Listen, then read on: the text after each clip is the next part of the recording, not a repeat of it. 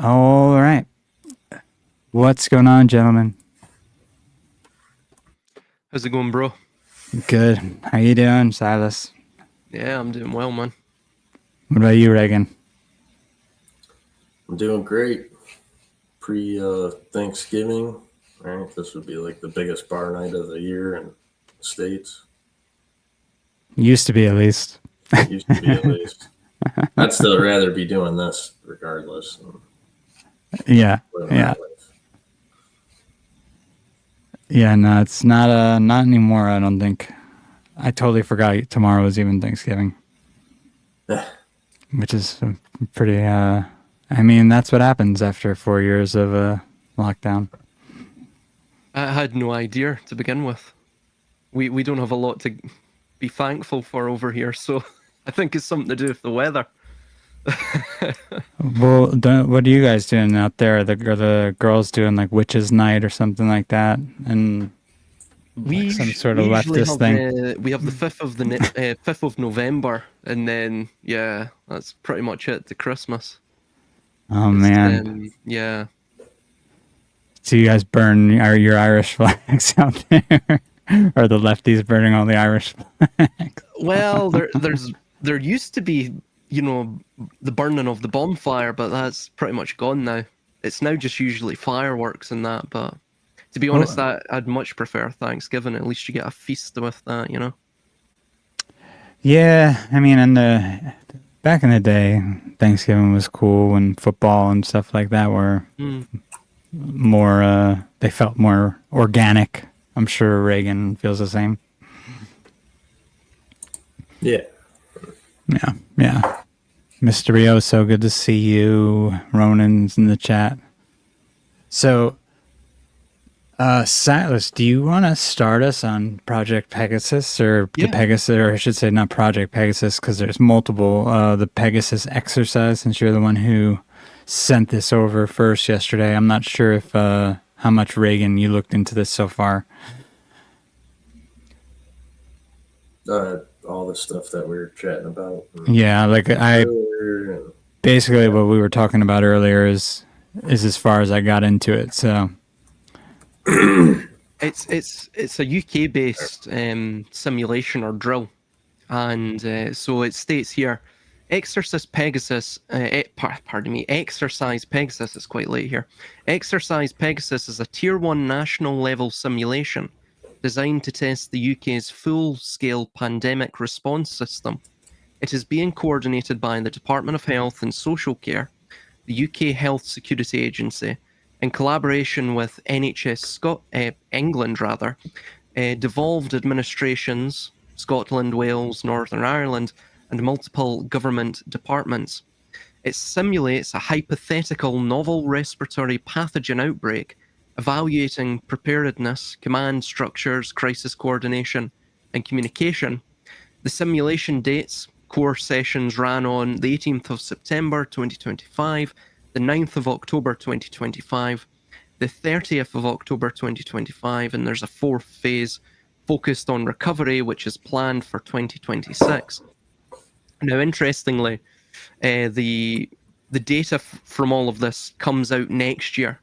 I believe it's actually a year to the date of the last phase or simulation date on the 30th of October. So it basically covers all UK government departments, devolved administrations, local resilience forums, NHS bodies and leadership. That's our sort of medical system, our socialised medical system. Social care providers, local authorities, emergency services, and community stakeholders. There's also drills going on in schools, certain schools secretively. And there's headlines that have came out about that as of late. So it's been about a month since this began. The stated objectives, it's to test surge capacity, supposedly in healthcare and social care. And Silas, do you want to share screen, by the way, while you're reading? Yeah, sure. Just so other people can read along in case they're kind of lost to what we're even talking about. Because this was new to me. I didn't even hear about this till you told me. I actually only learned about it a few days ago. It was something I This had been reported back in July. The NHS were, announcing it essentially, and yeah, I totally missed it. Something I didn't quite see. Well, it's crazy how many different Project Pegasus type operations I feel like they've had too. So it doesn't help. Here we go.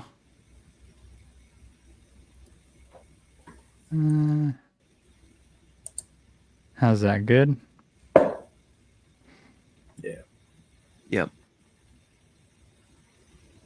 Yeah, so it basically covers the entire system. So this is, as I stated, a tier 1 exercise. It investigates pretty much the entire capacity of the system to deal with a pandemic that, well, it's a respiratory pandemic, a hypothetical drill, but it primarily is targeting in this simulation children, as just as Bill Gates stated. I think it was last year or the year prior. He mentioned that the next one will get their attention, and then he also mentioned as well that it will affect children next time.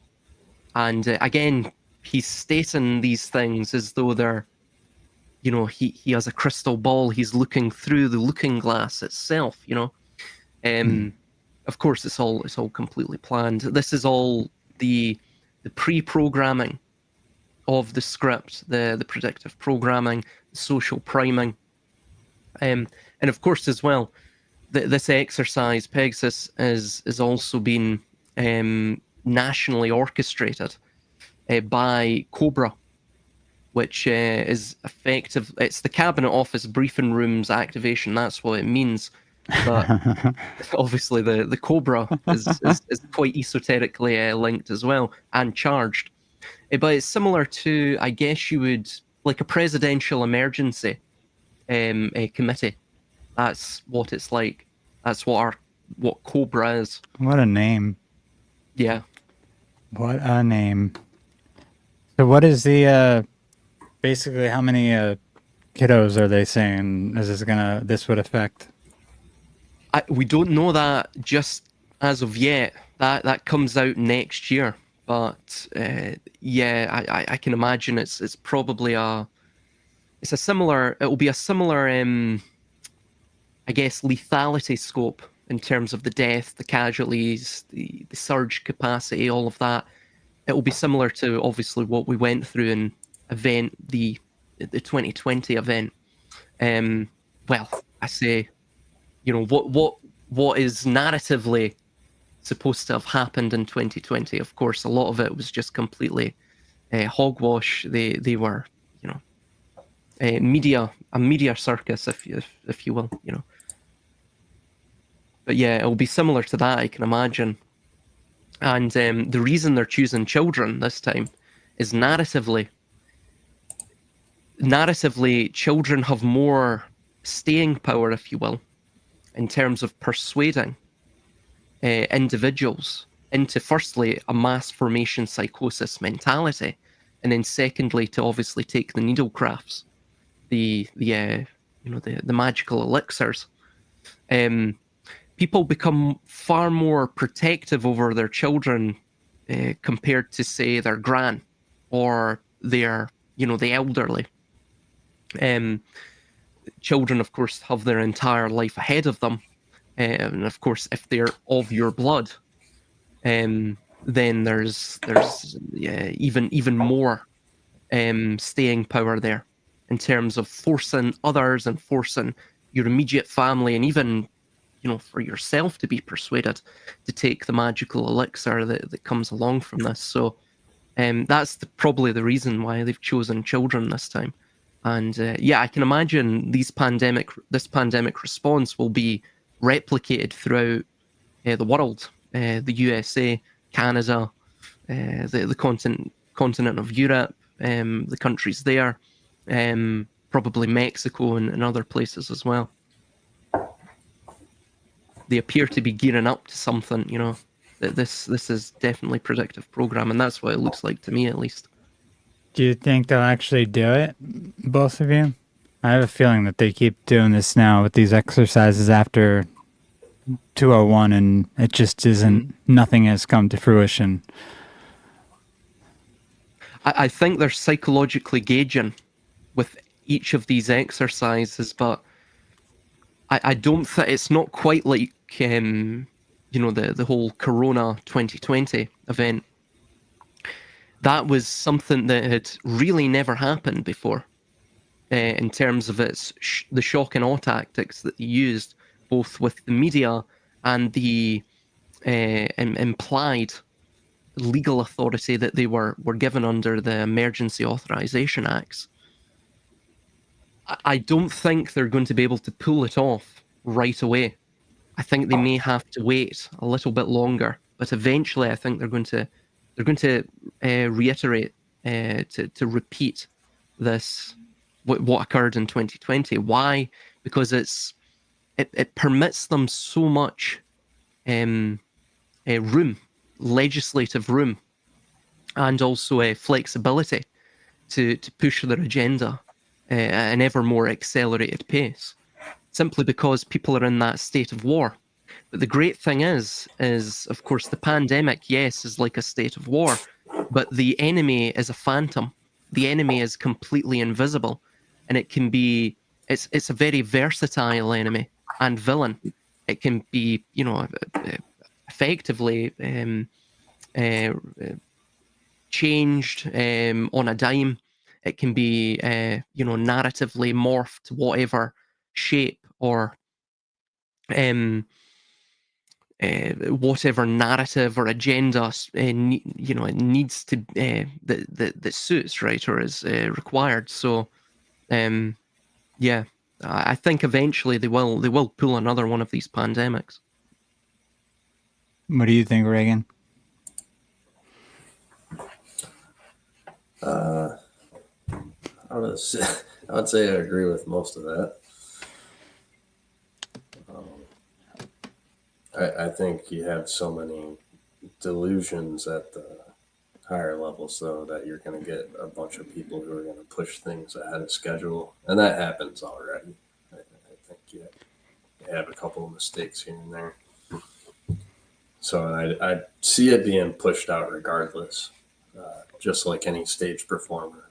The show must go on. So even with little back steps or minute, setbacks, I think it'll ultimately unfold at some point. Could be, a couple of years, or it could be a year. I could see it happening maybe out right now, at least in the UK or Ireland or Scotland area, like England, Scotland, Ireland, these areas in the UK, and maybe Australia.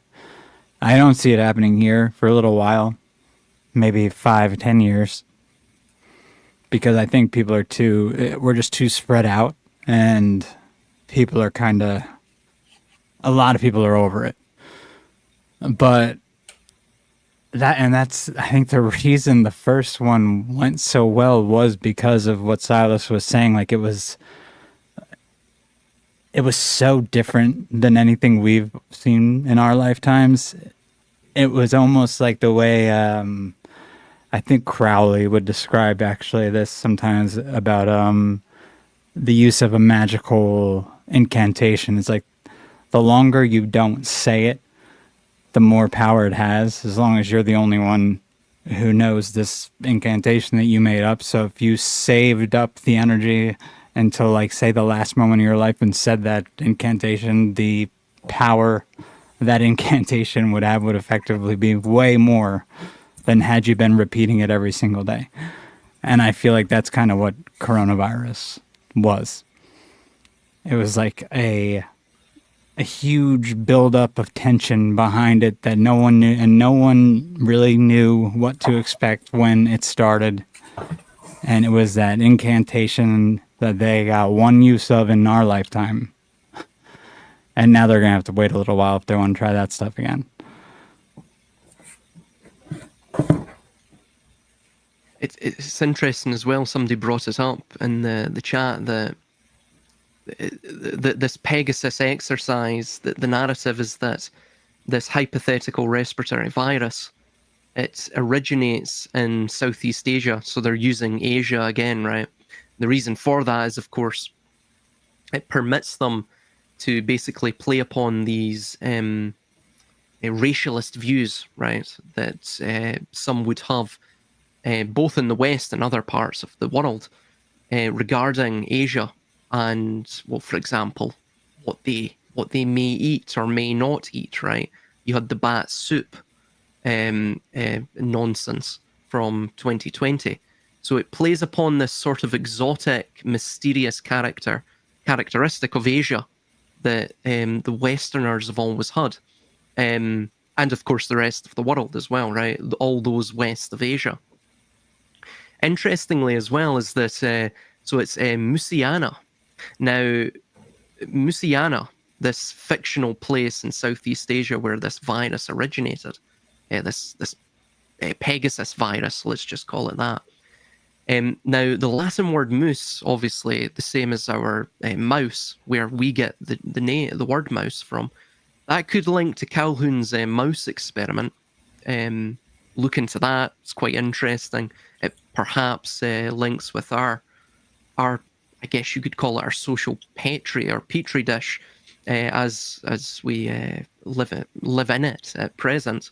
But Musia, also from the Kannada language of India, Musia means the common langur. It's a type of monkey, and interestingly, the monkey as a symbol, especially within alchemy, has always been seen as the bestial part of man. It's this bestial lower essence that is man. And that's what it's always been portrayed as within alchemical symbolism, for example. You see it on the Splendor Solace. It's also found in other alchemical tomes. So you get this sort of, they're almost trolling or poking fun at who they see as the profane, which is, of course, the vast majority of us, right? So you have all of these little things as well. Pegasus we'll get into later on, but that has mythological connections. It has connections to Kabbalistic eschatology. It has connections to... by the way, there's other operations and exercises that the UK government have also carried out. You had exercise Cygnus. So again, Pegasus and Cygnus, both of those are based on constellations. Cygnus also has symbolic connotations as well. It's the swan. And then you have, for example, in 2016, you had exercise Alice, which was a forerunner of Event 201. And it was, again, another hypothetical simulation or drill that was simulating a SARS-CoV virus and outbreak, interestingly enough, right? Operation, or Exercise Alice, rather. Alice is obviously relating to Alice in Wonderland, or Alice through the Looking Glass. So all of these things have connotations too. It's interesting how all of the Looking Glass stuff is coming back up now that the World Fair, all that World Fair advertising's come out with Looking Glass on the Ingersoll Lockwood site. Oh yeah, and that also links, by the way, with a rumored.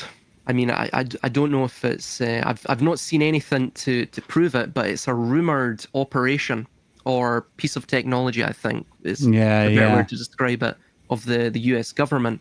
So basically, this Looking Glass technology, I guess, as it's described through some form of quantum mechanics or something, it permits them to essentially, look at every single cause and every single effect, and to map out every potential causal chain, if you will. Mm-hmm. And thus it permits them to meander and to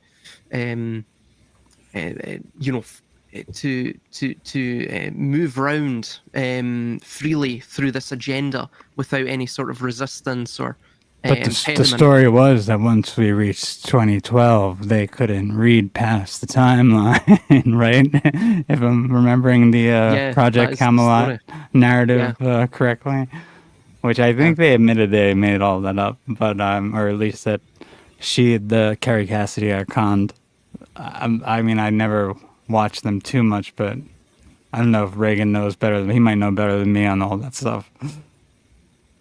Ooh, which stuff exactly? That Looking Glass Project Camelot stuff. Wasn't it eventually she admitted she was conned? I don't know what was the status of the Looking Glass portion of it. Which creator are you referencing? Who came out? It was like that Janet Osborne. Carrie Cassidy was the one who interviewed the soldier-looking guy who said they had the Project Looking Glass cubes that would eventually. Okay. Sorry, I have to go way back for this. Yeah, that's a while back, right? Well, yeah. I mean, because I read most of those stories back in 2008, 2009. It was a part of a series that can be easily found on Amazon or anywhere else. It's still up. Project Blue Book is the over-encompassing title for it, because Project Looking Glass is one of the 36 books in the series. There's also Project Blue Book itself, Yellow Book, Red Book, travels to planet Sicario or Serpico. There's hundreds of underground versions. I think one book just is about where the locations of all the known underground bunkers are. But yeah, no, it's a very long, it was sold as like a truthful but fictional series that, lots of whistleblowers were able to get things out. Each book is a whistleblower of some sort that can't be identified. That's an three-letter organization member or related, or it's a reporter. But Project Looking Glass, I think, is most emphasized in the book Project Yellow Book. Project Yellow Book is like Project Looking Glass. And so supposedly within this story, right, and that's how I speak about all these things. They're all just stories to me. In this story, top secret military installation somewhere, they recovered, all these different artifacts all over the world. There's hundreds of these stories. But in this particular one, I think it has to do more with like your Area 51. They had all these different colored books that they supposedly received from our alien contacts and the Galactic Federation and all these other crazy stories you hear. And so the Yellow Book isn't even a book. It's actually like a cube. So it's a 6-sided yellow cube. And if you want to read this book, you have to grab the cube. The problem, though, is that when you grab this cube, supposedly, it's kind of like your whole world around you is morphed, kind of like you're entering your own mind. And the book reads to you in like a completely Harry Potter sort of way. I mean, you're rendered into the reality, right? So it's like it takes your eyeballs out into this reality, and you're like watching creation from the beginning. So it's more like a 3-body problem sort of thing. Yeah, like the show when they put the goggles on. So it's just like that, very similar. So, and this is all like described in the book, right? I've never seen any of this stuff. This is just how they kind of lay it out from my perspective. So they grab this thing, you start reading this book, right? Or it kind of reads to you, essentially. And really, or the problem with it is it always starts from the beginning. So once you set this thing down, it'll stop, but it doesn't like bookmark where you were. You pick it back up, you start right back at the start again. So it's bringing you through all of creation, supposedly, right? So regardless if it's 100,000 years or 4.5 billion years or whatever, it's such a ridiculous amount of time. Like, you have to sit there and watch it the whole time. So they have, like, in the book, it goes on to describe that there's multiple scientists, military personnel, all sorts of people who attempted to, like, read this. How would you say it? Cover to cover, even though it's not like a real book. But I assume they'd have to have like a secondary scribe there with them to mark down every move they made while they're going through this thing, right? If they're making choices. I don't think they're moving. So it's like, if you're observing this person reading the yellow book, like, they pick up the cube, you don't see anything. It's only the person who's interacting with the cube. And I don't know all the specifics, right? Yeah. So it's only the person who's actually in contact with the yellow book who can read it at the time. So everyone else in the room is completely oblivious to what that person's seeing. They have no idea. And that's what I'm saying. That's the problem. It's a book that can only be read by one person at one time, starting from the beginning and going until nobody knows, because they haven't been able to sit there long enough. You're going to die of starvation or lack of water. Well, and with these books, was that the same? The yellow cube the same as the other ones, where it would stop at a certain point, or no? They're all different. Okay. Yellow cube is the only one that's like that. The red book supposedly is just actually a red book that was given by whatever group to whatever other group. All the other books are just books and files and pictures and etc. The yellow book was the only one I came across that had this very odd. It's actually a cube. It's not even a book. And it literally is like, they say throughout it the entire time that the main title of the program is Project Looking Glass. That's what the yellow book is called, Project Looking Glass. Because this thing is supposedly supposed to tell you everything that has happened from the beginning of creation until whenever this cycle is supposed to end. But the problem is, you would have to sit there and read it for God knows how long. Could be months, for all you know. Like, the longest that it said in the book somebody went was like a day and a half. And I assume you don't just have the problem of, like, you're not eating and drinking this whole time, or going to the bathroom, and all those things. It's a military site. Everybody could use their imagination and assume, okay, they can get bedpans, they can hook them up with feeders. I'm sure they did it all. But now you have to think about how much energy is being consumed out of your body with this type of engagement. You understand it takes a lot of energy just to read a book.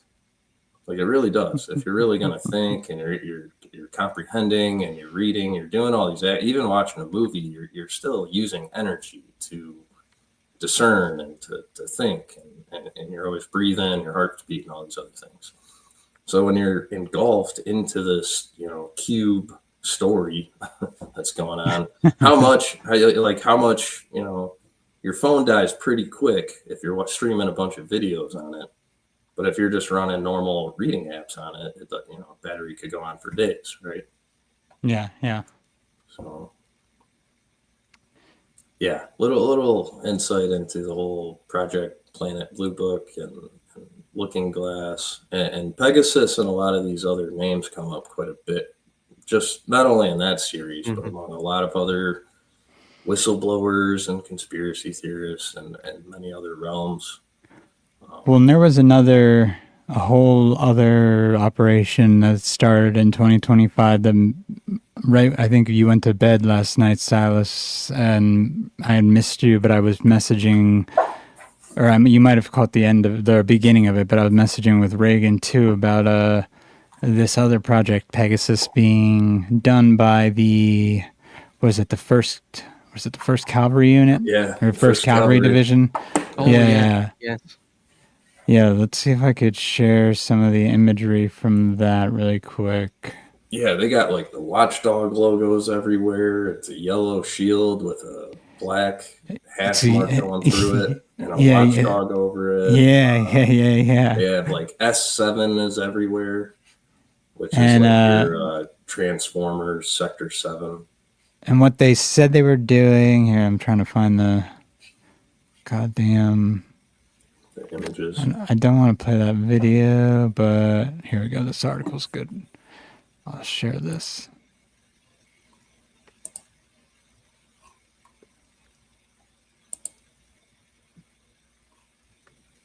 Okay, so Army. This is off White House .gov, I think, or war.gov now. So yeah, war.gov. But I believe it's connected to the White House official website.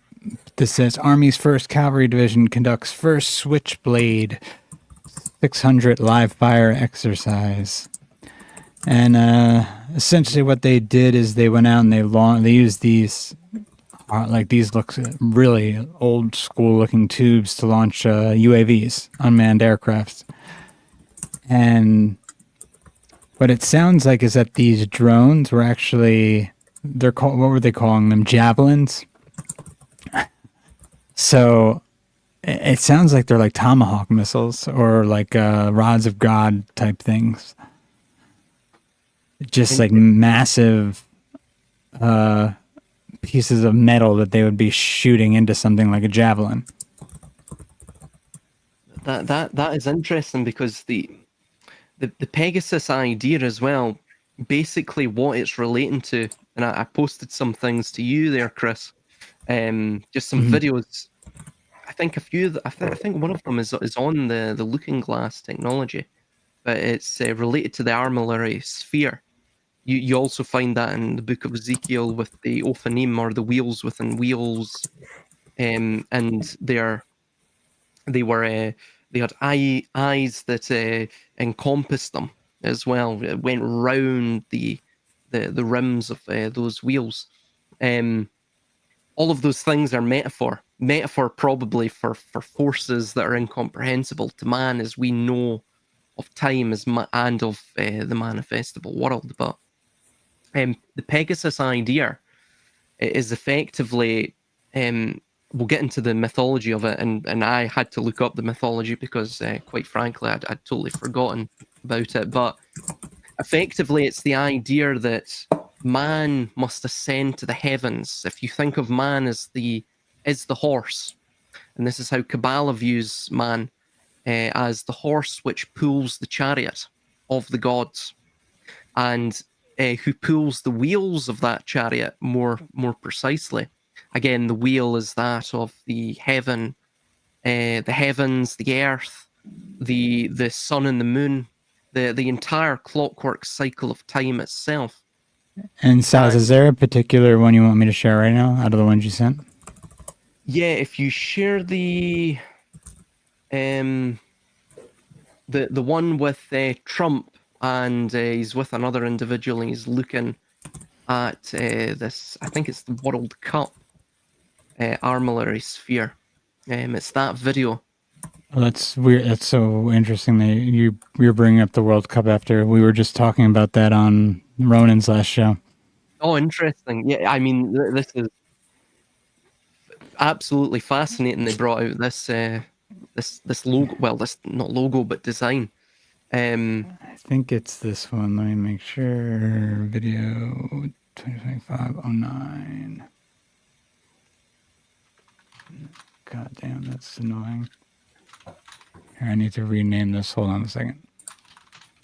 But ultimately, this is similar to the toroid as well. The figure of the toroid, the figure of the spiral, even the figure of the phonograph, the symbol of the phonograph.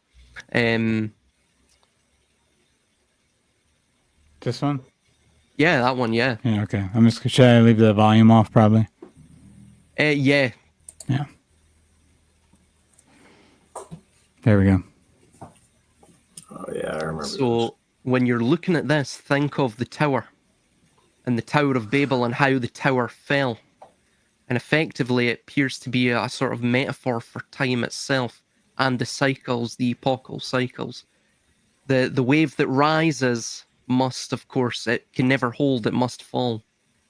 It's this idea that's really inbuilt into Kabbalah itself. I mean, we'll get into the 6-7 meme, but basically the 6-7 meme is this notion of the transition between the year 6000 and the year 7000, where the heavens and earth are reset according to the Zohar.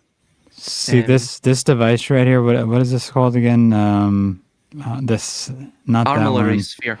Not that one. The one that will spin and then tip eventually. Like there's a magnet. Oh, the gyroscope. Gyroscope.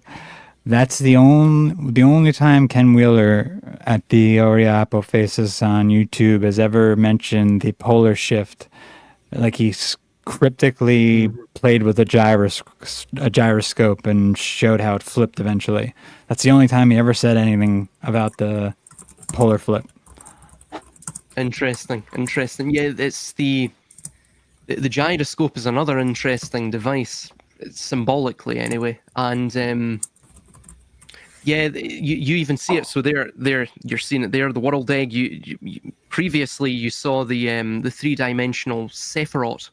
So the Sephiroth is not a 2-dimensional thing; it's a 3-dimensional form, hidden within the the orthographic projection, which is the 2-dimensional projection. Effectively, what it is it's the apple of Eden, the toroid, the armillary sphere. They're all the same. Effectively, what it's discussing or attempting to convey through symbolism is the ineffable. There's Alice, as you can see Alice through the looking glass. I think that's from a. I just slowed it down a little bit if it helps. Yeah. So effectively, what it's getting at is this epochal, cyclical, recursive structure of history, and moreover as well, if you can understand this, the timelines, if you will, the spiral structure of time, if you can then create a machine that can measure that and map it. Operation Stargate, anyone, right? Trump and his AI pet project. I think they've how many trillions have they put into that? I forget now. Anyway, this is what they're developing, and the social priming within pop culture has been indicating this for the past, well, probably 40 years or so, and effectively, they want to create the Tower of Babel again. It says in the Zohar that they shall erect that tower once more, and it shall never again fall as it did, and it shall stand as a tower strong, and and then it links it to Hashem.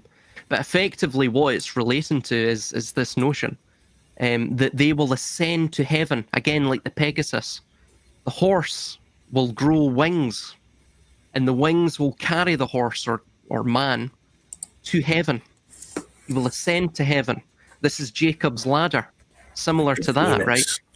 The phoenix as well. There's a Kabbalistic prophecy in the Zohar as well. It appears in another exegetical work. I think it appears in a work of Maimonides as well, of the black phoenix. And the black phoenix will rise to heaven to thus make its nest among the stars. This is what Apollo was about as well. And I had absolutely, yeah, absolutely. It's this notion that even Nixon mentioned that the heavens have become part of man's world. So Kabbalah knows this as the Tikkun Olam, the rectification of the world, but fundamentally it's a rectification of man, because their belief is that man is the world, that man repairs God through this technology. And that by man repairing God, man, of course, subsequently becomes God. Because to repair God, you have to thus subordinate God to yourself. A monkey can't repair a wound upon man, right? If you will. You have to, for something to repair something else, it always has to be in the subordinate position. So it's this notion you see throughout Kabbalah, and then eventually this leads to the primordial man, the Adam Kadmon. And the Adam Kadmon is man without any constraints, man with, pre-fall, if you will, right? So it's effectively, Maimonides mentions this, and I forget the work now. I'll have to look it up. It's skipped my mind. But he mentions in this work that you should never tell the profane about the secrets of Bereshit, which is Genesis. And basically, the secrets of Genesis is that man became God. Because remember, man ate from the tree of the knowledge of good and evil. But prior to that, he was already eaten from the tree of life, right? So the belief is, exegetically within the Kabbalah, is that man is effectively God. And and God is dead. That's why you see the Kabbalistic tree of life deconstructs itself. The world grows from the canopy of the tree, the crown of the tree, the keter, downwards to the roots. So effectively, the belief is in Kabbalah is God has deconstructed himself to create man, and man must then reconstruct the Tower of Babel, reconstruct God through, of course, deifying himself through technology. So this is what the Pegasus is relating to. All of this. This is why, of course, Israel has the spyware called Pegasus. It's why the cavalry, the first cavalry, have a Pegasus charge. You know. You see this? Yeah. Every time I see this image, and with the heart, I'm like, that's the lamb. That's the bottom of lamb, and the heart is like the head. There's something there. I don't know why, but this is this 100% to me. Oh yeah. It's no, I don't know what to make of that at this point. Yeah, I mean that's something Crowley always talked about the egg. It's just something I keep seeing now. The cosmic egg. Joke. Yeah. But apparently there was something else that came up with time travel in Crowley too. So I guess you can kind of relate it to Pegasus because the Tannhauser's gate, which I brought up a few times, I think, with you guys, trying to figure out what does this hide tanning profession have to do with time travel. And I still haven't made that connection, but for some reason the word Tannhaus or Tannhauser comes up throughout culture and all of these films and television shows in reference to time travel. Yeah, that's the Tanner man. Tanner. So the Tan Man, the Red Man. Good call. Yeah. No, I know it's. I know this from like a weird way. Detroit local guy, Tim Allen. It's in his name. If you condense it, Tan. He's the Tanner Man. Was like a big joke about it. Oh yeah. But it's the Red Man. Mm-hmm. Right? Red Man's like a huge type of chewing tobacco in the United States, promoted by the MLB. That's so it has all to do with time travel. So like tanning hides and all that kind of stuff. You got your Dr. Jekyll and Mr. Hyde. Like when I first started looking into it, I think it was because of I started watching Dark on Netflix, and the guy who had done the time travel, his name was Tannhaus, his last name, who had created the machine. And then I remembered that I think it was the first Blade Runner. It might have been, which was it, Blade Runner or Apocalypse Now? What's the one where Marlon Brando, I think it's Brando, is it Brando giving the speech about tears in the rain? Oh no, it's not. Not Brando. Yeah, it's Blade Runner. It's oh god, what's his name? Oh, somebody help me in the comments. Very famous. Yeah, God, I can't believe I forgot his name. Hold on, I have to check it. Harrison Ford. Harrison Ford's in it. He's the one being spoken. He's the one being spoken to. Rutger Hauer is the individual who mentioned about the tears in the rain. Yeah. So he mentioned they let him improv that scene, and he mentions tears in the rain, blah blah blah blah, and something about Tannhauser's gate, and there was no reference ever in the movie to that. He just made that up apparently. So you have another Tannhauser's gate in a very prominent sci-fi movie. just out of nowhere. So you have those two. And I just kept finding references to Tanner, Tannhauser, the House of the Tanners. And I'm just like, what's going on here? And it's interesting, too, that when 9/11 and everything that happened around that event occurred, the second portion of the event, which was the anthrax scare. Now, that's something that you'd have to be a tide tanner or a hide tanner to actually come in contact with.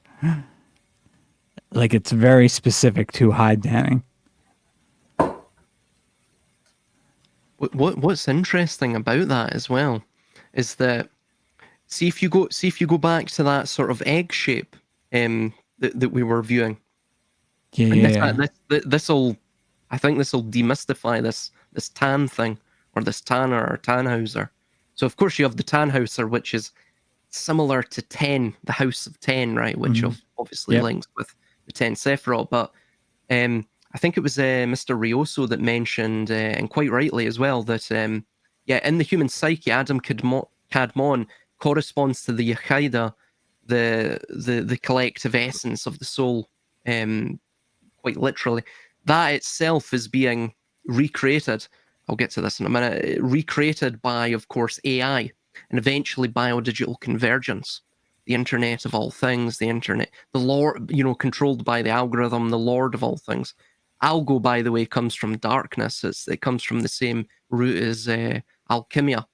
Algo, I believe, also has a relation, a linguistic relation, to a Middle Persian word which means the dark land. Interestingly, almost like Mordor or something. But anyway, the Tannhauser, so the Tanner as well. If you see the outer rim of that sort of egg shape, and this relates back to the world egg. Effectively, they think of the world. This is why the world is seen as a spherical thing, as the egg. And they are the yolk, or the son of the sun, if you will, the soul R, who is yolk, who is waiting to burst forth this newly created being. And so what it says in the Zohar is at the end of time, come the 7th millennium, and it's just before that. So come the sort of end of the Tikkun Olam, where there will be 1,000 years of peace and prosperity prior to the reset of the heaven and earth. The righteous ones, the Zadikim, also known as the Zadikim Nistarim, which means quite literally the concealed righteous ones, or the concealed wise ones, like the wise elders, if you will. They will kill the Leviathan, and they will cook and eat its skin. So of course, similar to what a tanner does, right? And to them, this is the idea that they are almost consuming the primordial abyss, consuming that which kept them bound into the world as mortals. Again, like the Pegasus, they're transcending the world as the newly ordained and birthed godmen, and that they are basically, by eating of course this is all metaphor, but by eating the skin of Leviathan, it's almost like them eating the shell of the world egg itself, right?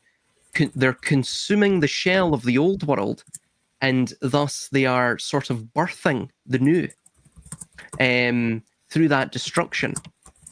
And then, of course, you have all of this other idea surrounding, the new hive mind and all of this, the collective essence of the soul, the Adam Kadmon. Well, it's interesting that we keep getting all this very dark, like I guess you would call it serial killer imagery, where they're now pushing it towards cannibalism and the skinning of, taking someone else's face, kind of in the way Buffalo Bill did back in Silence of the Lambs, but they're just showing everything way more now with everything that they're coming out with on the streaming platforms. It's like they're almost priming people to accept something like literally as dark as what you're talking about. Yeah, it does appear to be that case. Interestingly as well, Booty just brought up the Tanner 88. I don't know if you're familiar with that, Chris or Regan, but it was I'm looking it up here. It was a mockumentary-style political satire about a fictional U.S. presidential candidate. It blends real-world politics, media spectacle, personal drama. Actually, I have I not don't heard of that. Yeah, I don't know about the Altman-Trudeau connection. If you can mention more about that, Booty, but that's interesting. You do have a lot of these Tanners and Tannhauser.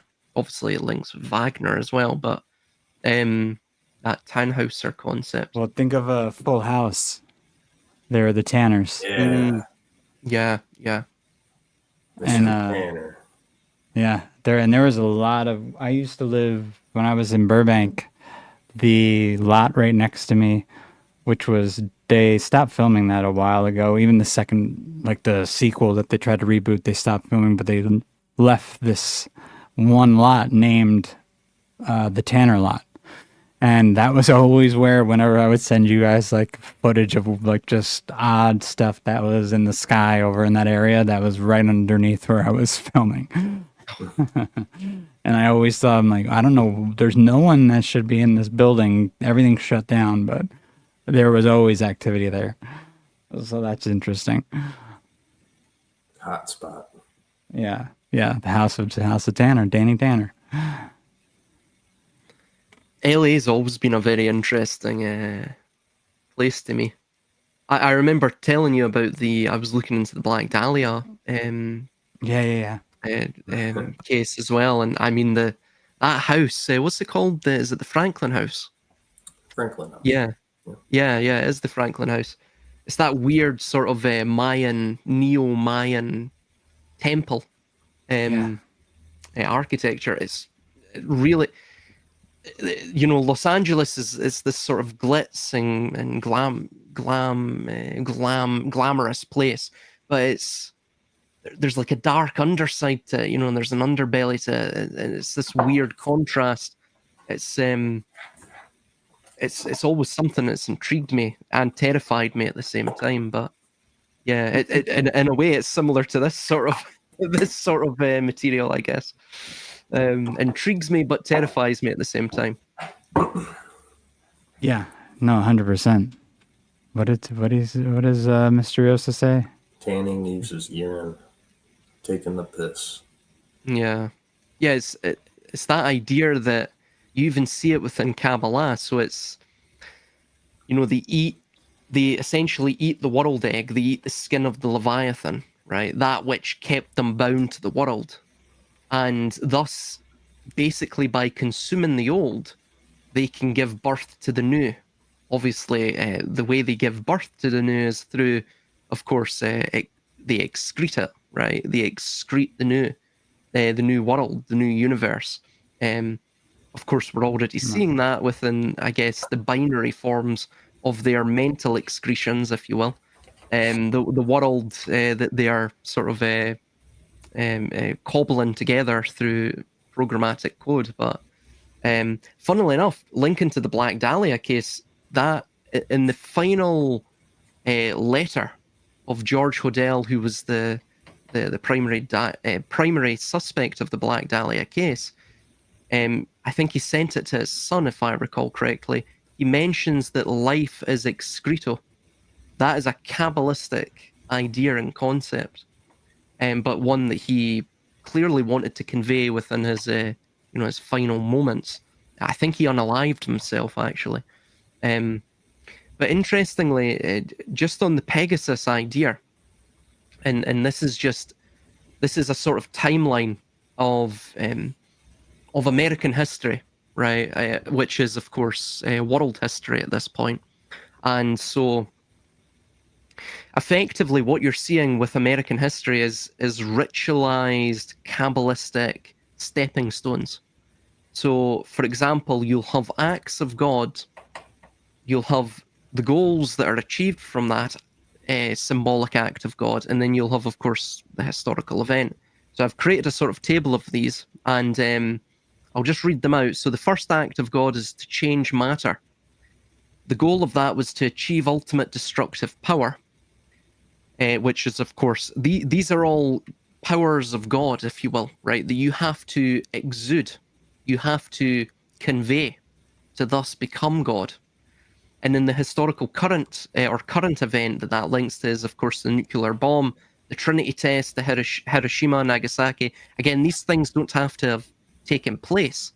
They just have to be narratively or ritualistically believed to have taken place. The second act of God is to literally kill the gods, right? The goal is to kill a prince, the king, the symbol of divine authority upon earth, right? The divine right of kings and that notion. Historical event, the assassination of JFK. The act of God to create life, to achieve eternal life and consciousness. Creating art, and the historical event of that was to create artificial intelligence, the final step towards technogenesis. What I didn't put in this table, by the way, is actually ascending to the heavens, breaking forth from the shell. That was obviously seen within Apollo. And then you have the turning point ritual to achieve sudden irreversible shift in the system structure. Of course, that was the orchestrated assassination of Charlie Kirk, who was an archetype of freedom and freedom of expression and all of this. That triggered a forced bifurcation, the act of God, the collapse of dualism, to eliminate, the goal of that was to eliminate the myth of controlled duality and consolidate all power. And then you saw the historical event of that in the destruction of the Twin Towers in 2001, the collapse of Boaz and Yakin. And then, of course, we could go on. I mean, you have the crown poison, the coronavirus, the poisoning of the crown or the Keter, the poisoning of the spiritual center of man, the spirituality of man. Man sort of entered the normie state, the grey state, the beige state. And then perhaps as well, we have the simulated descent. This is just assumed, which is the exercise Pegasus. And I assume that this is, as other people do, other social commentators, they believe that this will be used as a pretext for digital ID. So the goal of this is to trial the machinery of digital control before implementation of the Internet of All Things. And the historical or current event would be, of course, exercise Pegasus, a ritual rehearsal of health authoritarian fusion, pretext for digital ID, centralized AI state. And if, of course, this Pegasus virus comes to bear upon the world, right? As we saw with Exercise Alice, usually the UK are about, it seems, 4 years behind the actual event. And America typically have, or the world, or the world, America, I mean, America is the hegemon of the world. They'll typically have, like what we saw with Event 201, they'll have that right before. It's almost concurrent programming, right before the event. So we're maybe 4 years away from this, 4 or 5 years away from this, another one of these pandemics, which of course would be about 10 years before, 10 years after, the 2020 event, you know? Sounds very Mithra-like. Yeah, definitely. Yeah, absolutely. Silas, do you want me to share a couple of these other screens that you sent me? Yeah, go for it, man. I mean, this is basically Jacob's ladder. That's what it's showing. You saw the Orphic egg there. The serpent wrapped around it again, Leviathan. It's the same concept wherever you go. What you'll find with all of these mystery religions, as I've stated previously, is that effectively they're all branches from Kabbalah. We know this because all of their symbolism is the same, and the semiotics, the meaning conveyed by their symbol, the symbolism is the same as well. So, yep, yeah. This is the same notion. Do you want to talk on this, Regan? I mean, I was just going to say, like, a a lot of what you're presenting is like the motion animation of like a majority of the imagery I show all the time. And the point that I try to get behind with that and showing all of those things is that they are all overlapping. They're all the same integrated symbols and signs and meanings. It's kind of like, I don't prefer the reference, but in the Harry Potter world of Hogwarts, right? It's just like saying Slytherin, Hufflepuff, Gryffindor, and the other group. They're all part of Hogwarts, right? So, like in reality, all of their symbolism is all the same. Like they're all magicians and wizards and witches and stuff. Like it's really all the same. So, like you could do that with the political world, with the religious world, not only within it, but to each other. They are all overlapping principles of the exact same thing. You know? And that's what I think is like, it's great with the animated graphics. I think it's better to actually break it down into each individual frame, which is good. Like with the image you guys see on the screen now, it's kind of doing that in the middle, like doing freeze frames and stuff.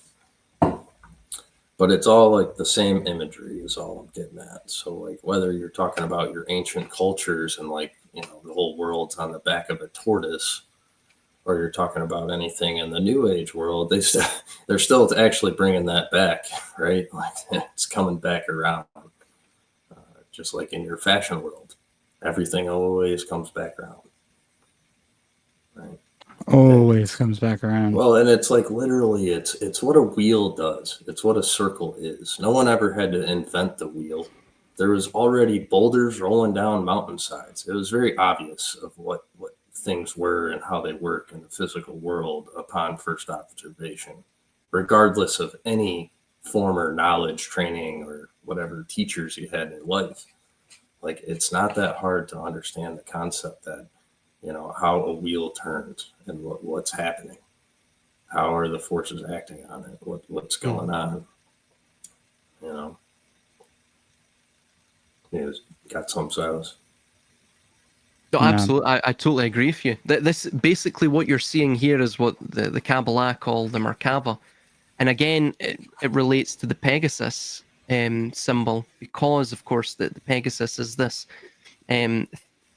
beast of burden which carries the chariot of the gods. The reins, of course, being the propaganda, being the worldviews, the false worldviews, the false memories. And of course, the charioteer being that either unseen, hidden hand of the righteous ones, or the wise ones, or the ruling class, just in general, or of course of the demiurge, if you want to look at it that way, or Ahriman. I mean, there's a multiplicity of different names you can give this thing, but it's, you see with them, for example, even within the metaphysical grammar of the system. For example, we live in neighborhoods, right? We have names as soon as we're born. We're now in a managerialized system. Every late stage civilization comes to that style of system, that style of governance, of managerialism.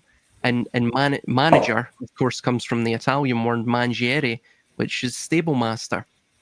So you have all of these different words. It gets even worse, by the way, when you go into Hebrew and even Greek, I think, has multiplicity of these metaphysical grammar terms that relates us back to a horse, you know. So it's I mean, it's no accident. There's also something to mention as well. If you look at so you have Merkaba mysticism. So again, Maimonides mentioned that they don't want the profane to know about the Merkava, which is basically how they view the cosmic structure, which is basically what you're seeing right now, or the secrets of Genesis, what I just mentioned regarding the idea of us already being gods in our infancy, and we have to emerge as gods by breaking free from the shell. And effectively, breaking free from the shell is us destroying the world. This is why they don't care about when they're setting up data centers. Where are we getting the water from? How, what's going to happen to the world if we strip mine the entire world for lithium and all of these rare earth minerals? They don't care about that. For them, they're already gods. They're living gods upon Earth, and all they have to do is to make that a reality through technology. I mean, it's honestly it's quite insane when you put it like this. But this is ultimately what they believe. If anyone has a different reading of the Zohar or Kabbalistic mythology or Kabbalistic theology, I mean, I'm all ears. I really want to believe something differently. I want somebody to disprove me, but yeah, interestingly as well. I mean, the Pegasus. You have in the Pegasus constellation. You have Is that the Mr. star. Balderson? Sorry, I had to say hello to Ben. Go ahead. Oh yeah, yeah. I was like, I was like, who's Mr. Balderson? How's it going, man? How's it going? Yeah. You have the star Algol, interestingly, which sounds like algorithm. That is meant to mark Medusa's severed head, where Perseus actually emerged from, which is of course why the title of this live stream is called "The Bridle of Binary Blood," because perhaps this is what the Pegasus is. It's also known as the Demon Star, by the way. Interestingly, this Algol, this again, it's all very interesting. I think that's probably what they're pointing to with this exercise Pegasus. This is what they're playing upon. Well, how many times have they connected Pegasus to Orion as well? And why do they do this? Can you tell me? I think it's probably because Orion is linked to Bellerophon. He's the individual who mounted Pegasus. He killed the Chimera, which is this, oh god, what is it? Lion-headed fire demon, basically. And then it's a lion and a goat, and it breathes fire or something like that. And then he takes Pegasus and he rides him into Olympus. So it's the same idea, And Orion again is on this cyclical journey through the river. He's trying to reach heaven. He's the sleeper who's trying to awake. Maybe it's the same thing. What do you think, man? Regan. Or Chris, what do you think? I mean, Orion would technically be what Osiris, right? Or Osiris, as we say sometimes. But he would also be what's his name? The old god of the Norse with the eye. Why can't I think of the name right now? Balderson's gonna kill me. Odin. Yeah, Odin. Yeah. So. But is Odin the one who is... Would Odin necessarily reflect in what you were just saying? He would in some sense, yeah, because he did he prostrated himself, or he crucified himself, or he hung himself, however it's told, on Yggdrasil for wisdom. There's also something else regarding Balder that I mean that itself is he's an interesting character. I mean, I can't quite recall the Norse mythology. If Balderson knows any more about it, that'd be interesting. Balderson, you want to get in here? I'll send you a link on if you want to help us out. I'll send you a link on Telegram or Instagram or something. Let's see what he says.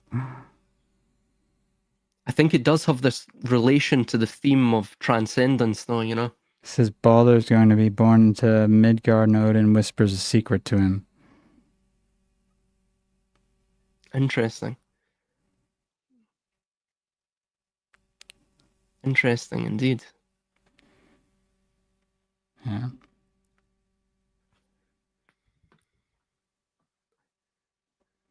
There's something else to mention on Pegasus too. Is that so? If we think of Medusa, and this isn't something I've come up with. This is Armin's take, and I was having a discussion with him probably a year back now, but he mentioned that Medusa is this sort of terrifying gorgon, right? Of course, the Greeks would put this gorgon Medusa image on their shield to terrify their enemies, and he said it's almost similar to this sort of the Sanskrit calls it the Agnaya weapon, this terrible weapon. Of course, we know it now as the atomic or nuclear bomb. So from the atomic age, you've got this sort of Pegasus, and of course Israel has the spyware Pegasus. So it's a sort of informational super weapon, which could of course link to AI or artificial super intelligence when it comes about. So that's another super weapon, a wonder weapon. So it's similar. Again, it's reflecting what you're seeing in mythology because Pegasus, I believe, from mythology, was born of Medusa's blood. So it's a similar thing with from the atomic age has been birthed the informational age. From the nuclear weapon has been birthed, of course, AI. Ben's going to join us, by the way, so maybe you could help us with some of the mythological. Oh, brilliant! But all right. So there was another thing regarding. Oh, I thought it was interesting seeing the Blackjack Pegasus connections with the First Cavalry because of the Twilight language book that Michael Hoffman wrote, and him saying 2001 or 2000 to 2021 was the Blackjack gateway year. And Blackjack is also linked to Osiris or Anubis in the Egyptian pantheon because he's the god of the dead, god of dead matter. Yeah.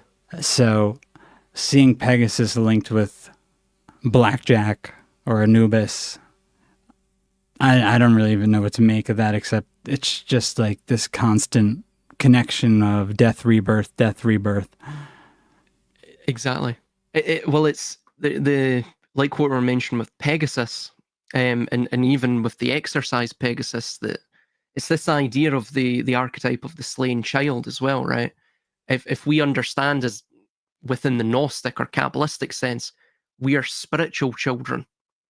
So thus we, as Kabbalah states, and the Zohar, I think the Sefer Yetzirah mentions this too. I forget now, but there's this term which it states a purgatory via the grave, right? So we have to go through this sort of death and rebirth so that we can purify ourselves, in a sense. It's very demented when you look at it this way. It's a self-fulfilling prophecy, actually, funnily enough. But yeah, so it's you even see the same thing in Ezekiel's vision, and it's interesting that the First Cavalry would be brought up too. Again, you have this constant harkening back to horses. Always the horse,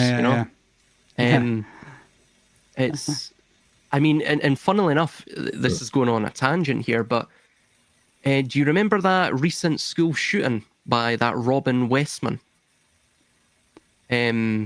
He was or she or whatever was the transgender. Oh God, where was it? I think it was in was it Florida somewhere? I forget where now. Anyway, no, Minnesota. It was Minnesota.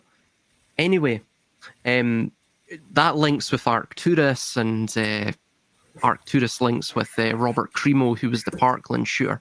But anyway, that's another whole different tangent. But the final journal entry of this 22-year-old school shooter was the title, "Let's Get This Chariot Moving."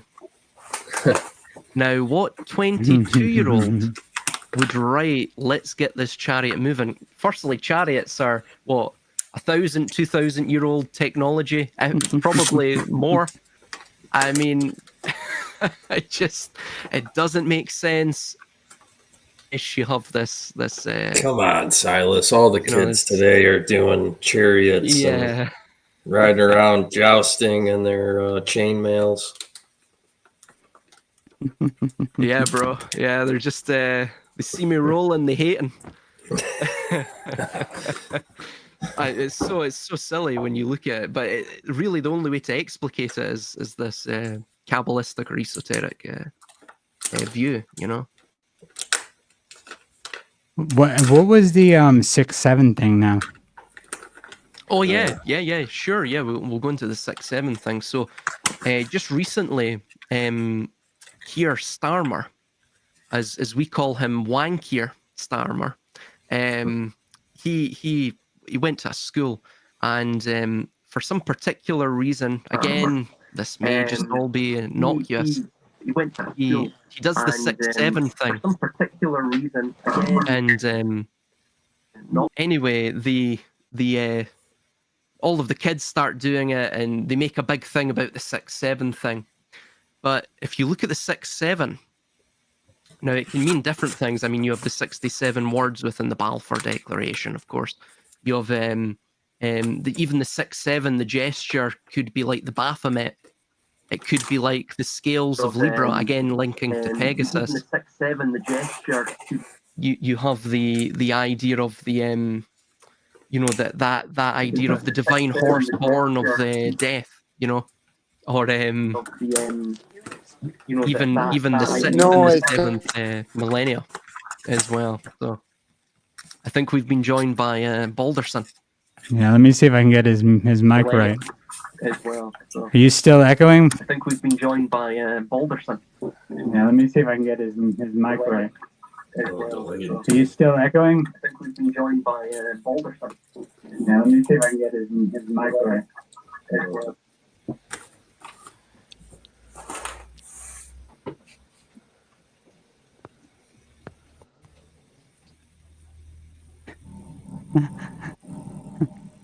Not working.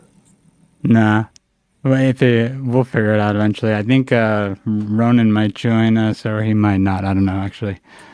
He said he might, but once he gets back in, we'll try to get that to work. But go on, Silas. Sorry about that. I didn't mean to cut you off. No, I was pretty much finished my point anyway, man. Basically, I think the idea mythologically and symbolically linking back to Exercise Pegasus and this hypothetical respiratory virus from Southeast Asia on the island, I believe, or the island nation of Mycenae. I think basically what it's relating to is that Medusa's the beheaded Medusa or the death of her produces the child born. Even the beheaded Medusa, again, the crown, which is the head. You just had the Corona event as well, right?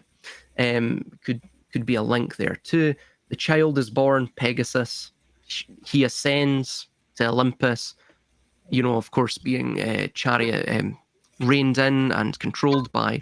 I had to get my tech under control. How's it going, man? There we go. Here, before you continue, welcome Benjamin Balderson. How you doing? What's up, Chris? What's going on, brother? Good to see you, man. Good to see you. Saw you were live, so I thought I'd come over and show support. No, glad you came through, and figured I'd extend the invite since you're always kind enough to do the same for me. And I was definitely struggling with some of the mythological comparisons which I know you're awesome with. But this is one of my areas of extreme interest and has been. I don't necessarily agree with all of this being said. So a lot of it's very good stuff. Some of the comparisons they only last as long as you don't dig deep. Like it's a very surface thing when people make those comparisons. Like you see a lot of people either make Odin or Balder into Jesus Christ. Odin because he hung himself on Yggdrasil, but he didn't die.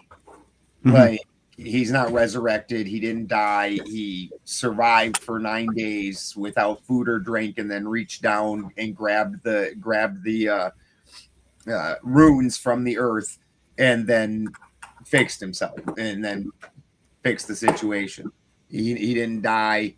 Balder does die, but he's not resurrected. So Balder doesn't live off of Asgard. So when you look at the Norse system, it's 9 realms, but specifically there's a density to each of those realms. And like when you look at the stories, like Thor can't go to the upper realms because he's too fat. Okay. He's too dense, and he gets told that flat out in some of the stories. And so Thor doesn't go to those realms. Well, Balder is from Midgard. He dies, and upon his death, Odin walks up to him and whispers into his ear a secret. Nobody knows what the secret is. In fact, Odin in another story goes to, and he's trying to get passage into a place, and so he's having this riddle contest with a giant, and he asks a giant what was whispered into Balder's ear on the funeral pyre. Well, of course, only Odin knows this, so the giant couldn't answer it, and Odin won that situation. But in the next cycle after Ragnarok, Balder comes back, and Balder is presumably going to be one of the primary gods. And then there's a couple other gods that did not die in Ragnarok, like Magni and Modi and Vidar and Vali. And so in the new cycle, at some point, they will come together and become a new pantheon of gods at some point, presumably when Balder returns. Now, in terms of the Pegasus symbolism, what would you compare that to in the Norse sort of pantheon? Well, Odin does have Sleipnir, and Sleipnir makes it so he can go to all the 9 realms. It's not a winged horse, but it's an 8-legged horse, and that represents when you're looking at the 9 realms, there's 8 paths. So 8 is kind of 9. So because you're standing on one realm, so there's only 8 left for you to travel to. So you got to subtract that 1. So there's 9 realms with 8 paths. So he's an 8-legged horse, has access to all of that. As far as astrologically, Odin's wain is the Dipper, and the Dipper as it swings around Polaris. Because it's you can really very easily, and I haven't heard you guys talk about this at all yet, or what your opinions are on it. But definitely Norse was a polar cosmology. It wasn't solar. I would actually even state that Christian is polar, and the move towards solar was actually a move into a Luciferian time. Because that's a long thing we can get into. I'm not trying to hog up all the time with some fucking monologue, so I apologize. No, you're good, man. Silas, how would that connect with some of the stuff you were mentioning before? Well, firstly, regarding the polar and solar idea, funnily enough, in the Old Testament, I was just trying to find the verses there. In the Old Testament, it I believe 2 or 3 times it makes allusions to the bear and to the Pleiades as well, and it also mentions as well. It talks about it as though it's the greatest of all the constellations. And again, if you were to read between the line, the sort of subtext of it, at least from my interpretation, there's also some other things within Kabbalah. It discusses this too. Which again, it's interesting to say the least, considering that all of this supposedly came from a more Middle Eastern or Semitic area, but you see that crossover. They were all looking to this sort of I guess you would call it the way that it moves, it's it's circumpolar, of course. It relates to Polaris. You have this sort of constant chase between Ursa Minor and Ursa Major, which again, a lot of cultures appear to have related that metaphorically to life and death, to the Ouroboros cycle and all of this too. The seasonal cycle. Exactly, bingo. And also as well, there's a connection I remember coming across, and I think it was in a Kabbalistic work as well. It was not an old work, it was sort of a contemporary discussion that was going on, a commentary, if you will. And it discusses Boetes, Arcturus, and also the two constellations either side of them. I think it's Bernicia's Hare, Comes Bernici, and there's another one. But it showed that there was again, they're sort of fixated on the polar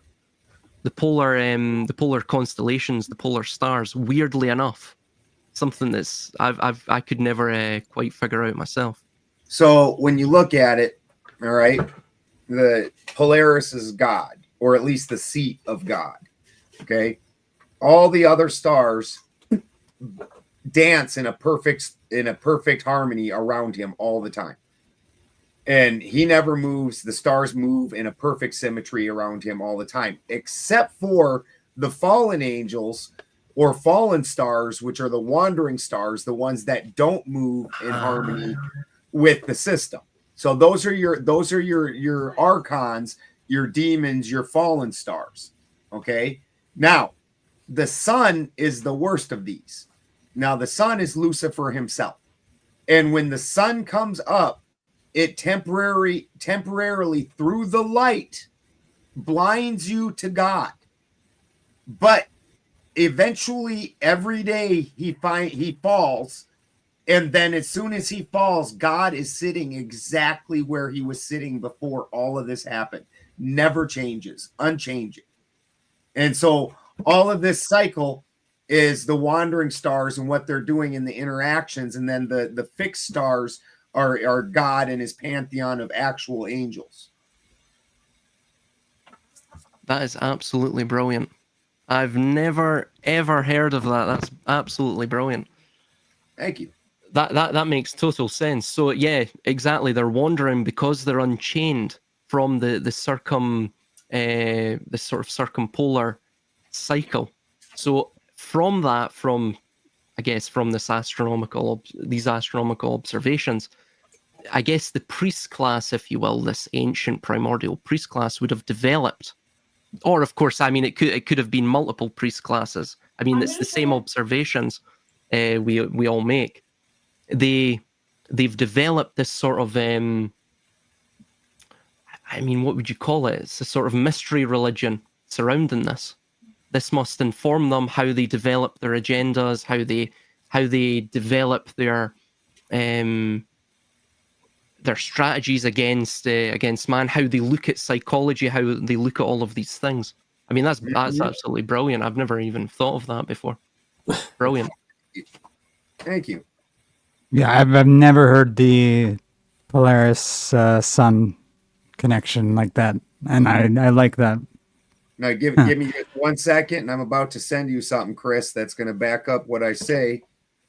And this is out of the 1560 Geneva Bible, the unadulterated one. I just got to dig through my billion farm pictures. No problem. But I have a picture from an original 1560 Geneva Bible, which is the Bible that King James outlawed and had his own Bible made. Jesus. Too many pictures. Now, while he's doing that, I was going to ask, now they say the North Star switches usually from Polaris sometimes to a secondary star, right? They say that, but if you ask me, it's absolute hogwash. Like in no way Mhm. can they prove that. Can you open that up in Instagram there, Chris, and then pull Yeah, that let up? me take a screenshot and then oh no, it won't let me take a screenshot of it. And then let me see. I've also got the Here, send me it through Instagram, but through the other way. Like when you do it, I think you go to your bottom right and send it instead of where it's like just a timed picture. that's I Unless don't even know how I say it. I'm so computer fucking illiterate. unless here, I'm gonna text you my number on there and you could text it to me if you want. That might be easier. I can't text, Chris. Oh shit. Allow replay. There we go. Try that. I had to click something that said allow replay. Yeah, I can't text from my house. It takes me about 45 There we minutes go. to get to phone signal. That worked. That worked. Cool, cool, cool. Now I'll send this to. Sorry, guys. Let me send this to. You're really gonna enjoy this when you see it. Like I said, this is the Bible before King James altered the Bible to suit what he wanted, and Regan's quite a fan of the Geneva Bible. I think Who is?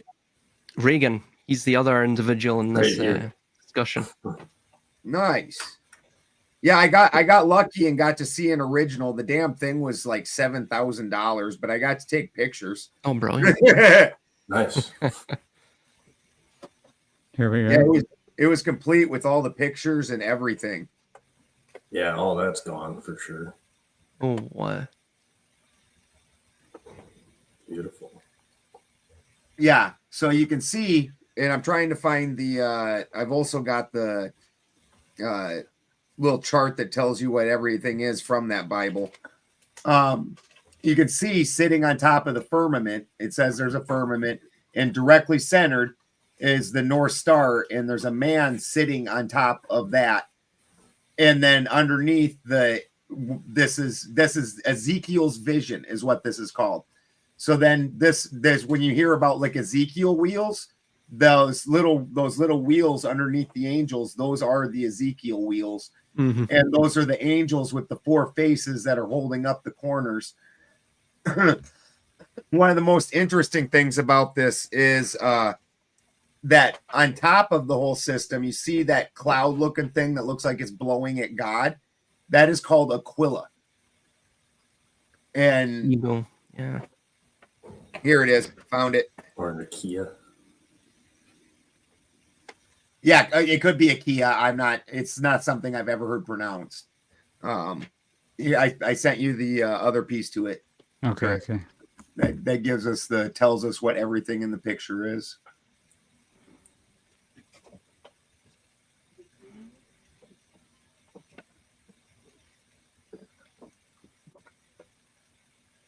Oh God. I believe the name as well for these beasts in Hebrew is Chayot, HaKodesh, which is the divine beasts.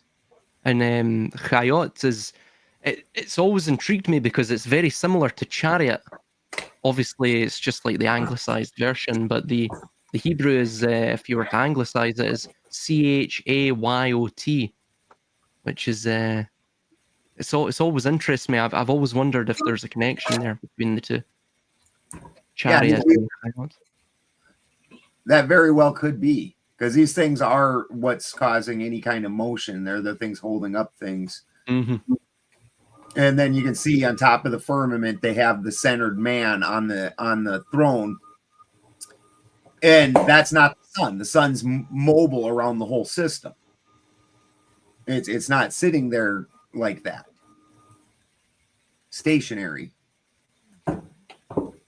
The whirlwind that came out of the north of Aquila or Aquilon, the great cloud, the fire wrapped about it, the brightness about it, the lightness of amber or the pale color, the form of the four beasts, the feet like calves' feet, hands coming out from under their wings, KLM.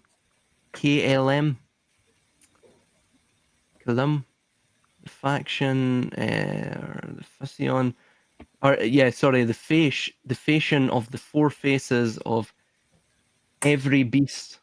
Their wings joined one to another, their two wings which covered their bodies, fire running among the beasts, wheels having every one four faces, the rings of the wheels which were full of eyes were firmament like unto crystal, the throne which was set upon the firmament.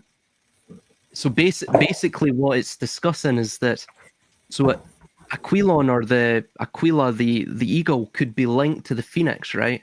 Right. And the phoenix idea is this. You see it within ancient Egyptian lore, which is it's like a demarcation of epochs. So it's like the world ages themselves, is it not? And the whirlwind itself, that wind, like what you're saying, it's like the initial spark in a way, right? And it's the whirlwind itself is similar to what we were showing in the beginning. It's like that Jacob's ladder or the toroid or the sort of spiral, the recursiveness of time, the cycles of time, right? Yeah, you see how it circles the whole system.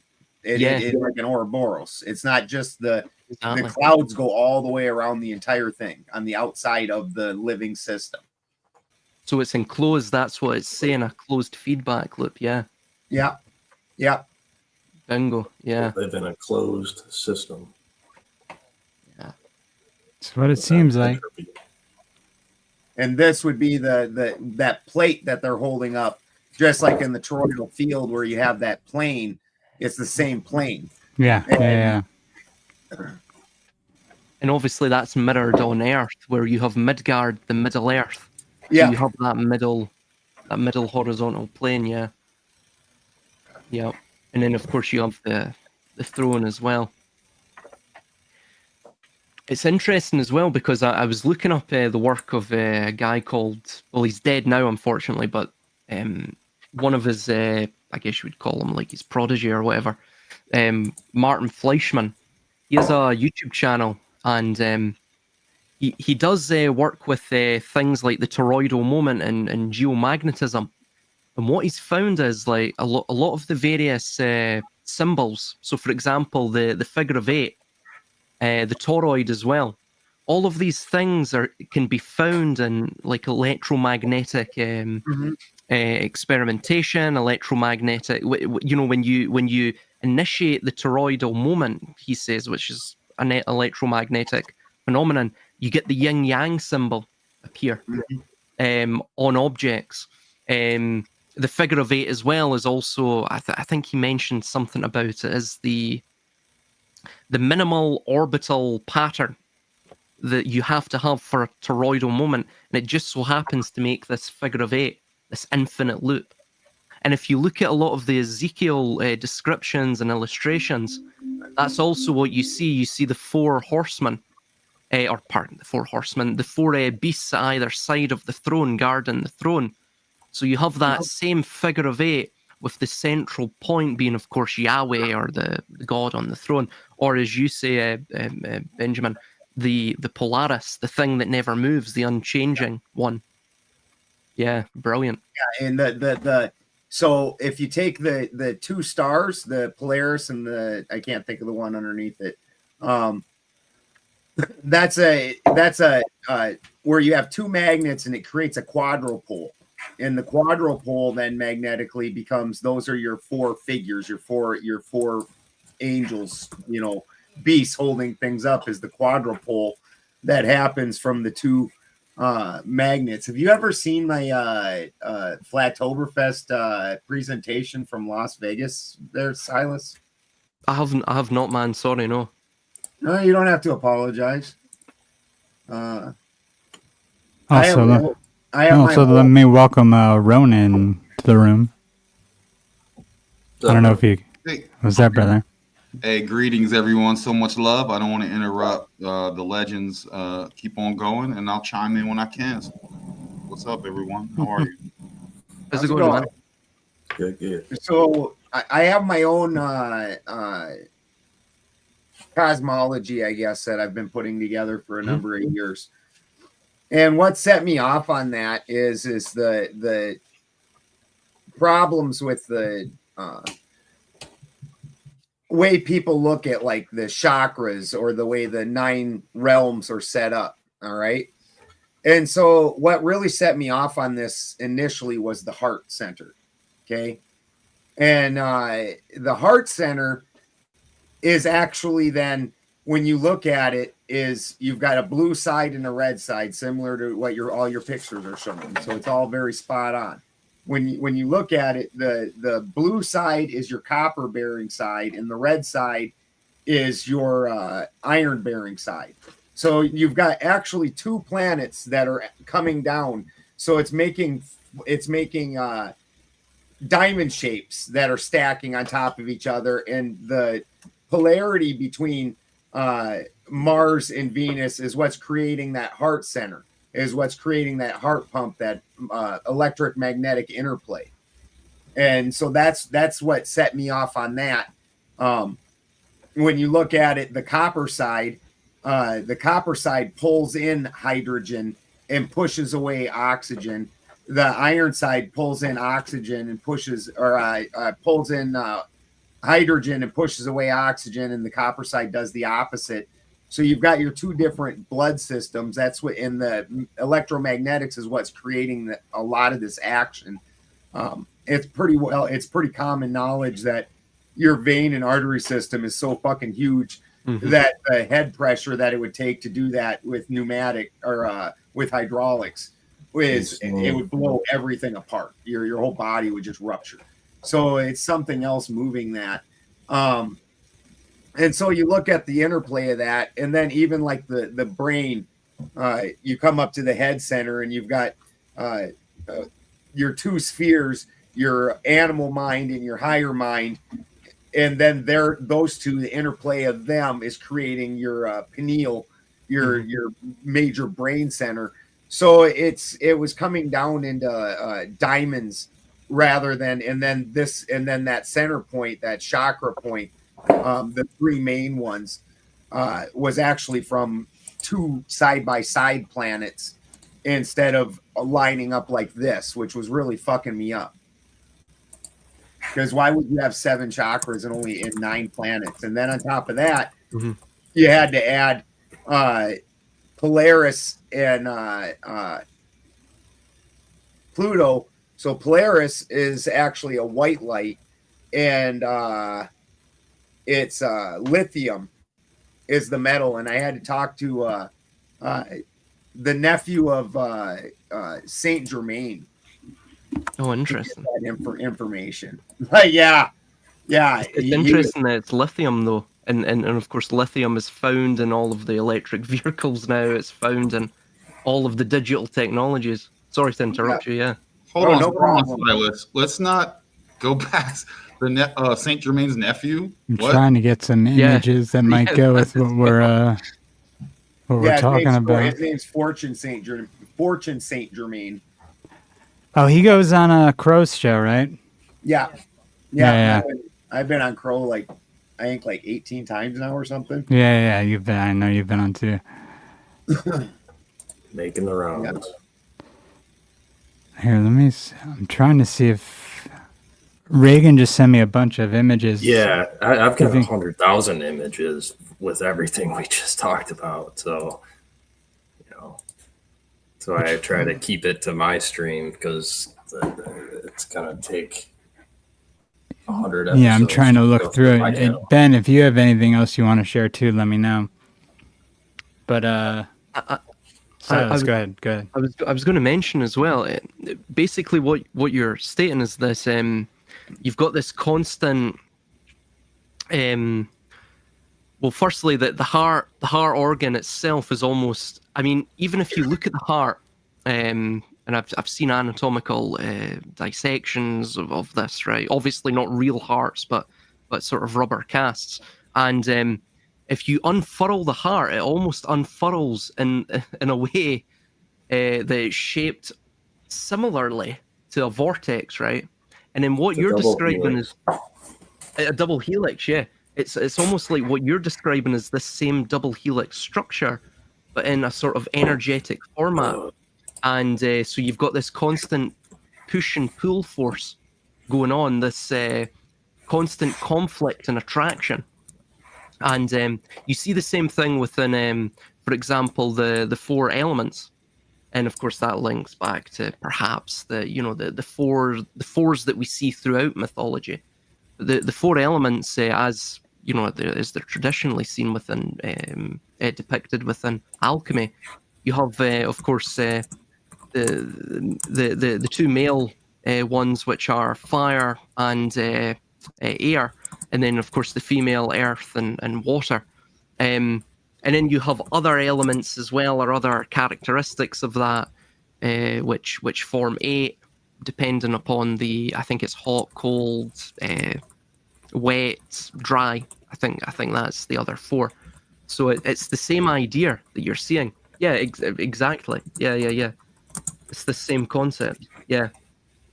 So that forms all of the geometric shapes, which are energetic markers, effectively. Yeah. Yeah. Yeah. No, that's great. This is the Shushan flower or the La Swath. There's lots of different names for it. Yeah, in the studio chat, can you pull up the second thing I put, Chris? The first thing, if you want to watch it, Silas. If not, whatever. And the rest of you guys, is my Flattoberfest presentation where I have all this with backgrounds. I had a guy make things for me to show this shit up. I'm really I live off grid. I'm an actual lab alchemist. I don't know fuck all about computers. I just don't. That's the best way to be, man. Yeah, you're good. Yeah. We could watch them right now, you're saying? You can go, just a short one. This second one, I think these guys will get. Hold on, Chris. Get what I'm saying here. One second. I got a quick question, Chris. And you asked me this a couple episodes ago on the Ronin Experience. Check out the Ronin Experience, y'all. And Saturday night sometimes, Friday night sometimes. But shameless plug, yeah. But I'm going to ask you, Benjamin, and whoever wants to answer. Chris, you asked me this because obviously, you have the magnetic north, obviously, with your compass, points to that. Everyone's got that. Now, you asked me about magnets, with the basic question, and I'm an infinite plane person with realms above and below. How does that fit with a magnet? Where's the other end of the magnet? I think the other end of the magnet is Polaris. Yeah. But what about if you go the other direction? There's a star below us too that doesn't move. The Southern Star, Sigma Octanis, I think its name is. Yeah. I kind of explained that in the most second grade level way, Chris. Yeah, I think you did. Yeah, you did. And I'm glad. So if anyone wants to talk about that, or if that's just a closed case, then that's cool. But I didn't. Yeah, I appreciate that. No. Then those two are creating the field, and we live on the plane that appears in any toroidal field like that. The stationary plane in between the two forces is where we're living. So does the pole or a magnetic pole go up? If it's like a layer cake or several pancakes of levels up, above and below, does the whole magnetic quote unquote pole just go all the way through each realm, if I can use the word realm? After Midgard, which is where we're standing, I like to call it, as an alchemist, I call it the carbon plane. Because this is where all your carbon bodies are, all your the Yggdrasil one. The Flattoberfest one is like a whole long ass presentation that I'm Gotcha. This you'll get at least the Tree of Life. I think these guys will actually get what I'm putting down, what I'm throwing down here. You guys good to start? Yeah, go ahead, man. Okay. This is Benjamin Balderson, and today we're going to talk about Can you hear that? Yggdrasil. Yeah. So before we continued on with the rune series and with basically anything else I talk about, we need to talk about Yggdrasil. So this is the filter. This is part of the filter that I put almost everything through. And this is the gift that I was given from Odin. So this right here is your typical tree of life as people see it, represented as Yggdrasil. And here you've got your 9 worlds, and this is one tree. And the thing that, and this is a correct tree, but the thing that Odin reminded me and showed me is that he's 3 minds, that he's 3 trees. So, and this is where we're talking about threefold gods. This is going to apply to any threefold being. And we'll explain how that more of that works later. So, the way that works then is you have a vili tree, and your vili tree is going to be your salt tree, or the masculine side of things. It's going to be your order, your dense mind. It's going to be the ice side, where your emotions, your past. This is going to be your amperage, the push of things. This is your crystal mind. Then you have your Odin mind, which is going to be your etheric mind. This is going to be oil, chaos, feminine. It's going to be the fire side. This is going to be the engineer, where your thoughts come from, where the future sits. This is going to be the voltage. Now, these two are polar opposite things. This is your high masculine, and this is your high masculine, and this is your high feminine. These two are polar opposites. So what we got going on here is they meet.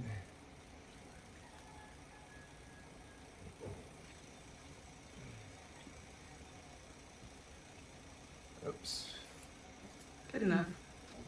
I'm gonna go like this. So your one tree sits here, and this is your other tree is gonna come down and overlay on top of it. Actually, we should do that in red so it stands out against the other tree. And overlay on top of it. Now these two are opposing forces. And this is part of why whenever you see like representations of you, like all the old school things where they had a devil on one side and an angel on the other. Throughout history, this side has pretty much been vilified. We can see Vili. This side has been vilified, and they consider this side demonic a lot of times, or evil, or dark. And part of the great work is understanding that these two go together. They're the same thing, and having an understanding of that. And those are things we'll move on to again later. So these two are actually pushing at each other while they're interlocking right here. So they're trying to push apart. The salt is trying to descend. That's your crystal mind, your hard mind. That's going to try and descend. Your oil is going to try and ascend. Just like when a plant or a person dies, if a plant dies out in the field, the first thing that's going to happen is the water and the oil are going to evaporate up out of the plant and ascend. And then the carbon in the cellular material is going to rot away, and then that will release out the salts, and the salts will descend. Okay, so these two are opposing and pushing at each other. So this is where the ego comes into play. This is where the ego comes into play, and why we need this ego right now. Now the ego is going to come over, and it's going to go like this and fill in these lines and lock this whole system together. So the ego is holding these two opposing forces together. So when we look at the ego then is going to be the earth plane. It's going to be a mix of chaos and order. This is your carbon, water, and cellular material. This is going to be a mix of masculine and feminine. It's going to be temperate. This is going to be the contractor. Now, the reason that that's called the contractor as compared to the parts house or the engineer, this is where your power comes from. Your parts, the actual dense. My bad. Go ahead, Ronin. Yeah, I just wanted to chime in. Reminds me of the Moshe weave or Moses weave. It's like connecting. You know, someone reminded me in the chat. They mentioned the word lattice, and it reminded me of the Moshe weave. And that is basically all these diamonds. If you think about a basket weave, extrapolate all this out to just more. You know what I mean? So yeah, yeah, absolutely. And then the feminine side is the circles. So this is the masculine side of the tree of life, and then the flower of life or the fruit of life is the circles, or is the fields that form around this.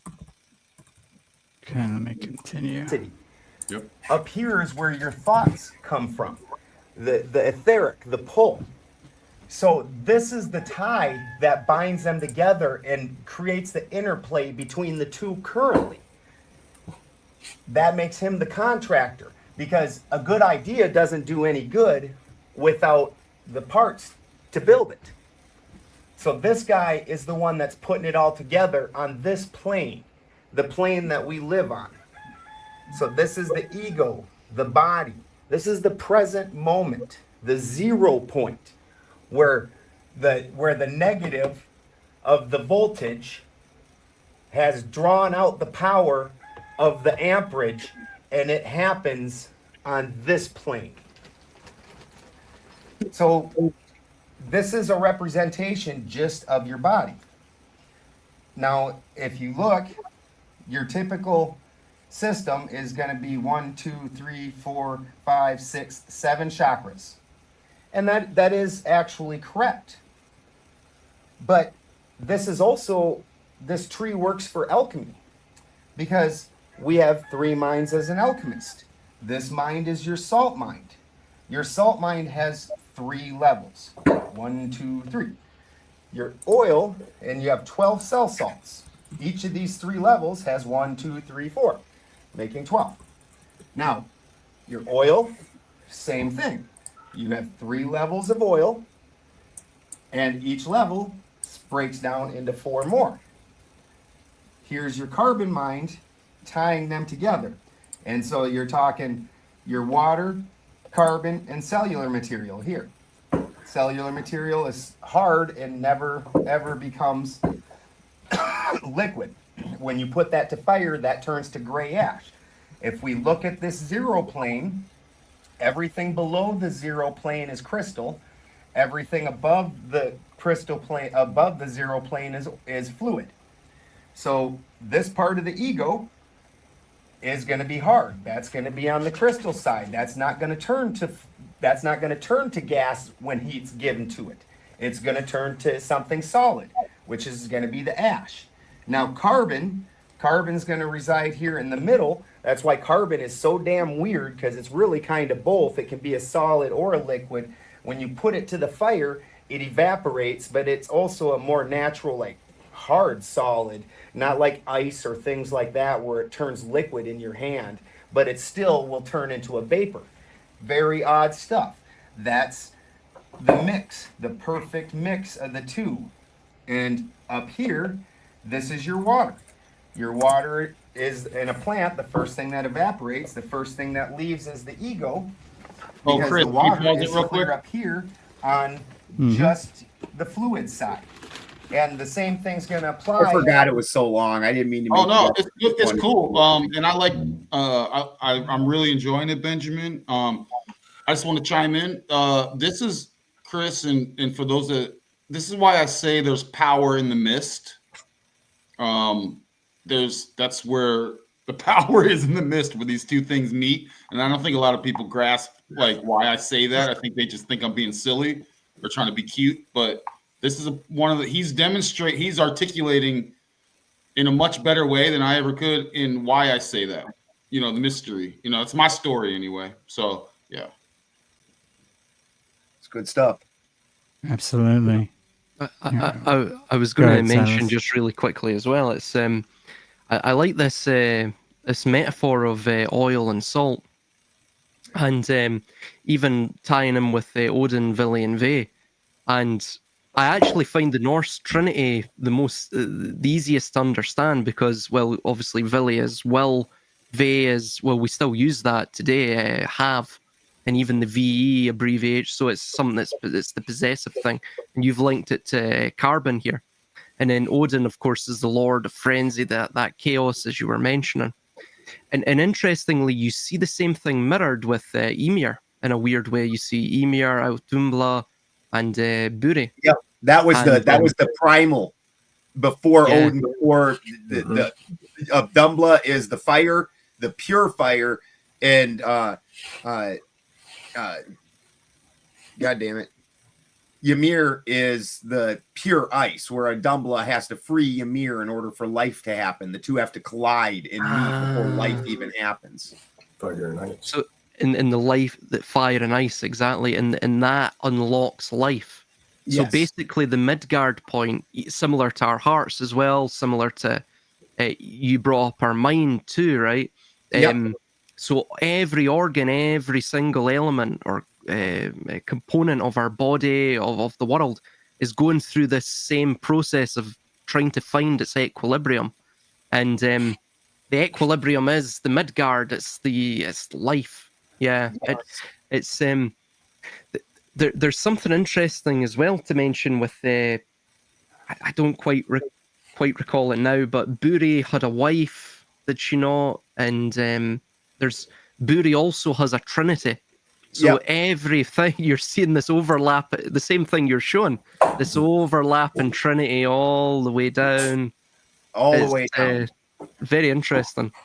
And at the end of it, like when with a Dumbla, and so you can look at it as a Dumbla as the unstoppable force, pure chaos, and Ymir is the immovable object, pure stability. What happens when the unstoppable force meets the immovable object? Life. Yeah. Do you know it's funny you mentioned that? Regan What have I asked. been saying all these years? We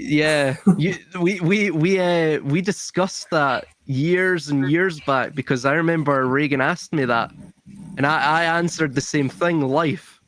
Well, that's synchronistic, man. That's Nice. that's weird. Well, me and you, Ben, have followed very similar paths. We have very similar works.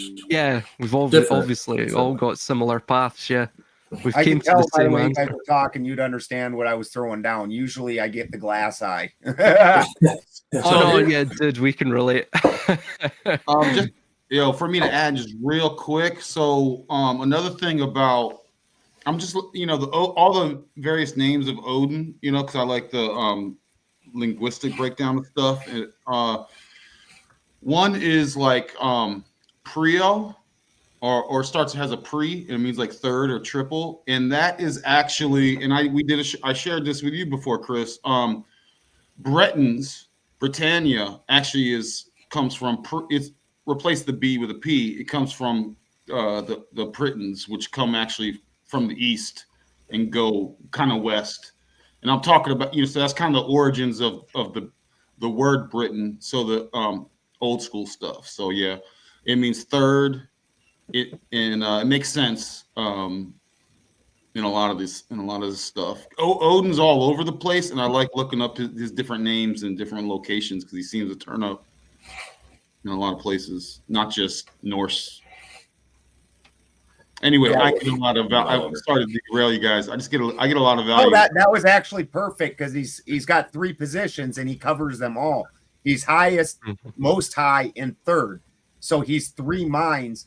That's why Billy and Bay disappear from the story, because at that point they become one being. What he's describing is his high mind, his center mind, and his low mind.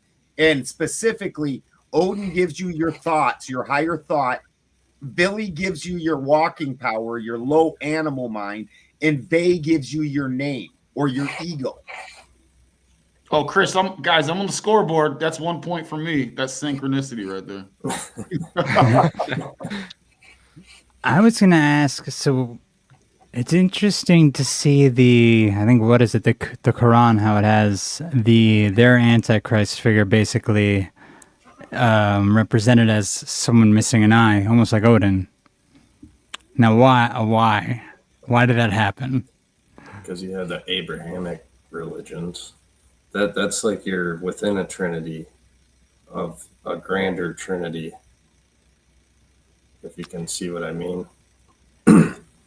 But Well, you- where the problem comes in with that, with dealing with Christians typically, is they don't understand that their version of the All Father, their initial God, has a polarity. So there's something equal to him on the other side. So he's not the all. The all can't have a polarity. Yeah. And so they look at everything as a dissension. And it says that right in their works, that everything descends from God. Yeah. Well, from the high mind's perspective, everything is descending. From the low mind, everything ascends and everything meets in that middle, which is where you have this battle. The demon side hates the angel side, and blah, blah, blah. But you understand that just by the fact that there was a dissension, there has to be a polar opposite now in order for that to even be a possible thought. Yeah. And so their God is not the all. Their God is a split of the all. So now when you understand that, now we can understand why there's a trinity to everything with that. Because the all doesn't include this. The all is just everything. And I feel like this is where a lot of people will mix up Gnosticism and Christianity, and there will be various different interpretations of that, even though I think some of the proto-Gnostic stuff is closer to what you're talking about, as to where the actual ones worshiping the like what would be considered a polarity of the source would be the original, the regular Christians now. The demiurge. So it's the It's the demiurge, and so the demiurge is what, and this is why their story includes the demiurge actually is what built this, because that's the parts house. That's the density. And so all the things belong to the density. It also matches where, like, when they talk about we're clay creatures without life. And so the one God can build everything, but the only other God can animate those things. Yes. And so it's just an argument back and forth with that. And then with the Gnostics, it's interesting because they're also against the fallen angels, but they consider the fallen angels as archons.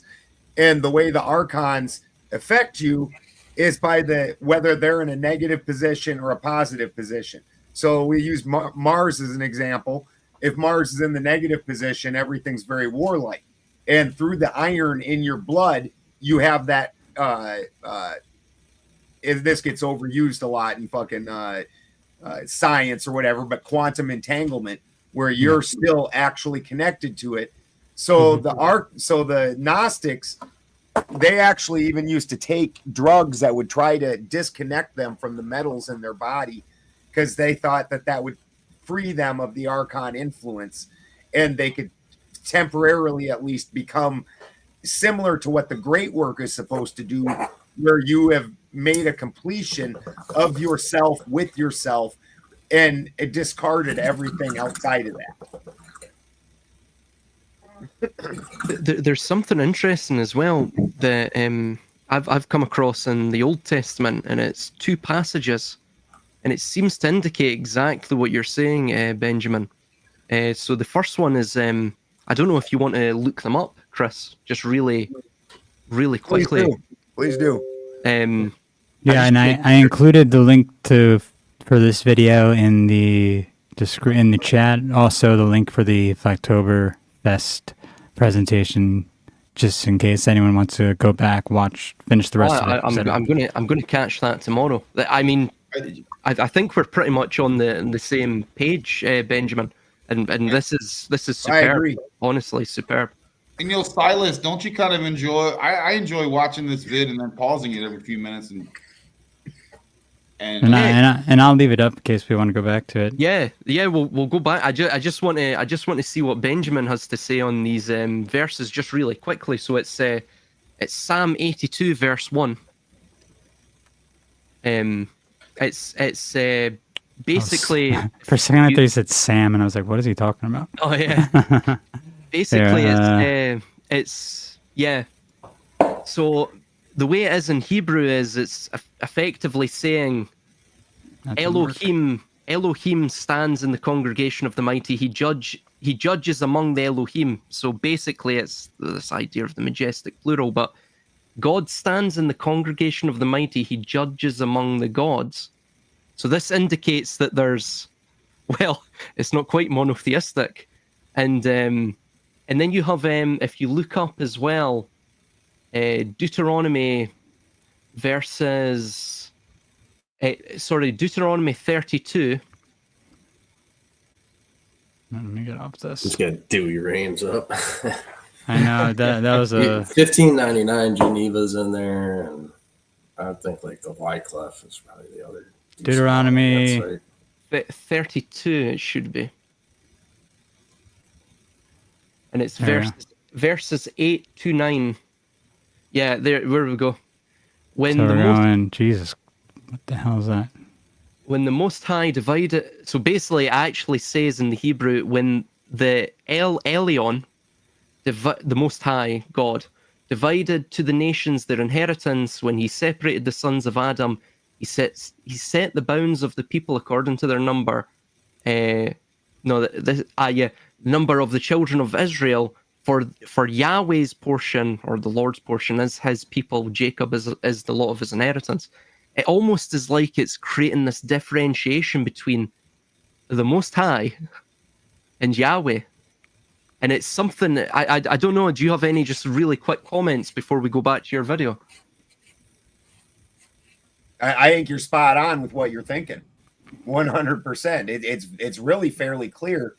And I'm not even, when I'm doing these things, I'm not even being critical of Christianity. I'm just trying to understand it and understand their theology. And 100%, this is what I'm getting out of it also, that they're similar to the way Odin is the All-Father, and then there's a pantheon of beings, the Asir and the Vanir, that are also much more powerful than humans, but not the All-Father. So now we've created levels, and they have levels. They have angels, which aren't humans. If an angel appeared to a human, that would seem a god to us. There's no doubt. Like, can do extraordinary things that we can't imagine. Wipe out a whole army with one swipe of its scythe. That's godlike, but it's not their head god. Yeah, it's the distinction the Gnostics create between the pleroma and the kinoma. So you've got this, the more distant you get from the pleroma, the fullness of all things, the true God, the agnostos theos, the more you're going into the void, going into the. It's interesting as well, because there's some places in the Old Testament it alludes to this, but it gets more graphic when you go into the Kabbalistic works. It's a heck a lot literature and even the Massey Markava, where it seems to discuss that to reach heaven you must actually descend into either hell, or they usually use the word Tartarus, but basically what they're indicating is the void. Well, the void is not. That's not the void. Okay, so the void is what created us initially, and it doesn't exist here. So now we've got to take it up to the highest level when we're talking about the void, right? We're talking about when the all itself, which is everything, originally split in order to create polarity so it could understand itself. It separates into material and immaterial. The immaterial at that point is the feminine side, and the material is the masculine side. Well, what we've got here is a -1 and a 1, and they just balance out. Nothing really happens.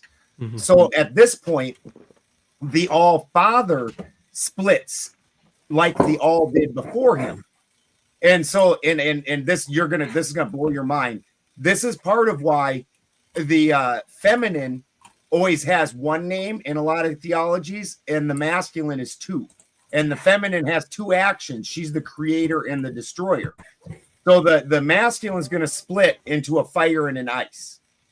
But the fire and the ice are polarized against each other. So they want to push away from each other. And this is where I was talking about in the video where the carbon body is what locks that together in order to, I know you want attention, Fuzzy. In order to lock that system together.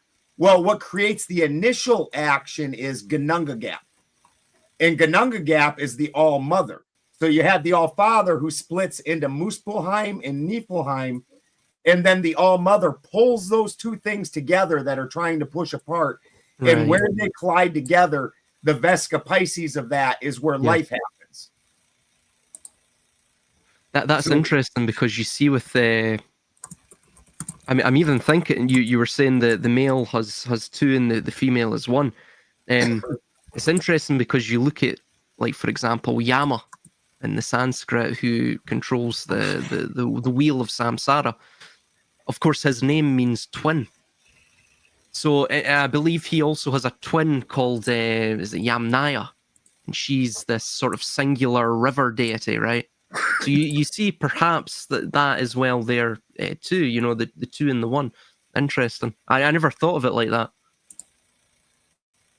1 second, gentlemen. And this is also why in alchemy, destruction comes before life. So she has to, where she collided the ice and the fire together, the first thing you had was destruction. It fucked up everything. And then from that is where life forms, where that mix of those two things happen together. So the same thing as an alchemist. If you want life out of the seed, you've got to break the seed and have some destruction. And after the destruction, bloop, out pops the life. Yeah. To make it, you must break it. Yeah. Where's a good part? Should we just keep going with where we are here, Ben, or is there a spot where you'd want us to? Because I know we're getting on like a little over 2 hours now. Yeah, and you don't gotta keep. But if there's a spot that you think is really would really connect with what you guys were just talking about, that would be great. I don't remember this video well enough. I mean, I remember the information in it, but I've seen the alchemical marriage. 5 or 6 years since I've watched it, or since I made this. All right, let's finish this present moment section. So below. So when you're talking about titans or demons or Vanir, anything like that, this is your crystal beings. This is your hard masculine, your dense side. When you're talking about angels or gods or the Asir, no matter how you're looking at that, you're talking about up here, your fluid side. And they do not cross this plane. So the Asir or angels only have this etheric side. Now they are also going to have multiple pieces to them, but they don't access below this plane. So they don't have that physical power, that physical strength, where the beings on this side have just mad amounts of that physical strength, but they don't have such a high thought process, not a fast thought process. Now they have insane amounts of wisdom, but thinking of new ideas and new things. So when, like as a heathen, this is your Thor side, this is your Loki side. Odin put the three together because he's a threefold god. So everything starts out with this layout of these three things, putting them together. As a heathen, Odin gave you your high thinking, your high mind. Vili gave you your walking animal power, and Ve gave you your name, your ego. Now, the great work, or when we do alchemy on a plant, or what Odin did to himself after he activated. Well, first let's start out with Odin activating. So we have 7 chakras. That's your typical thing. And in a plant, and cannabis is an easy one because most people understand that cannabis, the higher components need to be oxycarbonated before they're active. So you've got your 3 levels of oil. Well, you'll notice, or oil, up here, 3 levels of oil. So you'll notice that if this was a cannabis plant, this level of oil would be terpene, this level of oil would be CBD, this level of oil would be THC. Well, your 7 chakras end here. So on this one, That is because the THC is not active. It needs to be oxycarbonated, which means that there's some carbon mixed into that, and it needs to go through fire in order to get that carbon molecule to drop out, leaving the purity of this oil and making it active. The same applies to all beings. This highest oil is not active. So you only have availability of 7 chakras. Odin activated his all-seeing eye. That's this eye. He activated it and then took it and threw it down the well, because here's where your thought is, here's where your wisdom is. Thought is something that you want to see happen. I would like to build a house. I want it to be like this. I would like myself to be this person in the future. This is the past. This is where the power was of it. This is where it actually is. It's a thing. So he throws his eye down the well, and the oil's job in a plant is to make the salts bioavailable. This side is the voltage. The voltage is the pull. The pull doesn't actually do anything. It calls for the power, the amperage. This is the pull. This is the amperage. So this side opens up this side. When you're talking about a plant, these oils are going to make these salts bioavailable to you. So when you eat the salts actually can do something, and it's not a hard crystal that you can't process. So he threw his eye down the well. That means when he activated and opened this eye, his Godhead, his all-seeing eye, he threw it down the well and opened up his wisdom, his all-knowing eye, his all-powerful eye. Then Odin hung himself on Yggdrasil for 9 days. During that 9 days, what you're doing is this is when you're going through the process of burning out this ego. Odin sacrificed himself to himself. So what he's doing is sacrificing the Ve in order for the Vili and the Odin minds to reach their purity, their epitome. Once this is burnt out, you put these two minds together. And that is what the alchemical marriage is. This is all the great work. So when these oils and these salts get married, they become one. Now, to make this process happen, we have to separate them. So this is Odin hanging himself and separating the two minds and burning out this third mind. Now that these two minds are at their epitome and the carbon, water, and cellular material are burnt out of the equation, these two are naturally going to try and push apart. So we need to marry them together. In a plant, when you take this pure salt, after you've completely cleansed all of this out, and you take this pure oil and you've completely cleansed all of this out, and you put them together under heat, they will lock together. Where before, under fire, this separated and went down, this separated and went up.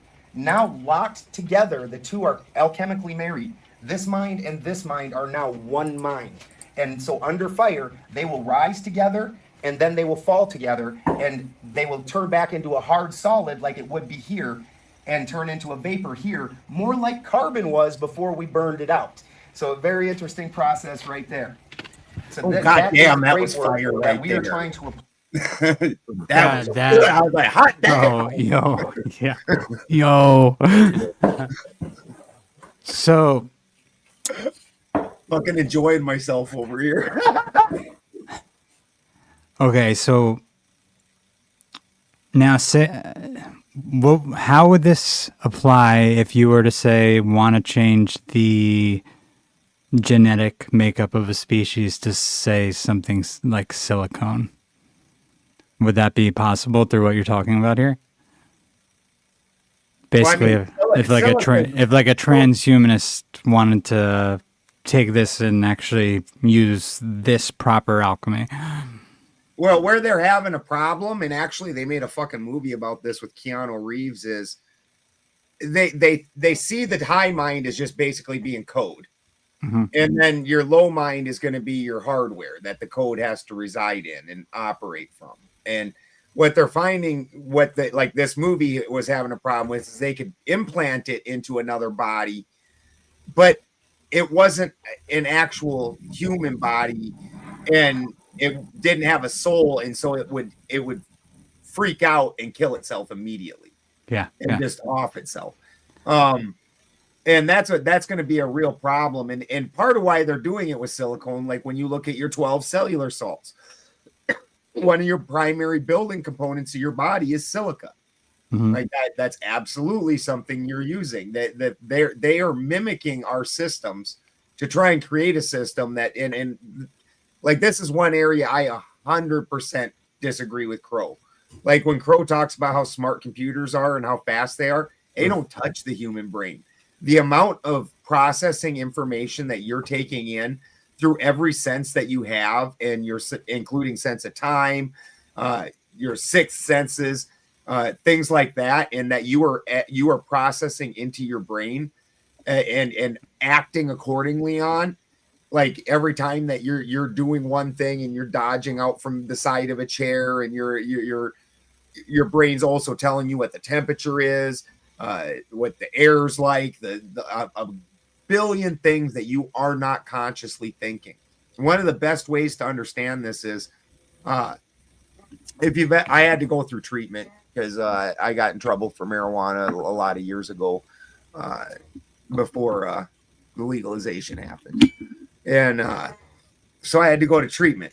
And in treatment, they teach you, one of the things that they did to people was they flashed images so fast in front of them that they weren't able to consciously recognize what they just saw. And the super interesting thing about that was they had sensors all over their brain. And as soon as the picture of their drug of choice would flash, that part of their brain would pop up. And it would be like, weed? Mm-hmm. I want weed. And your brain and your body literally is reacting. You start having heavy cravings and all this. You didn't even consciously recognize that you saw that.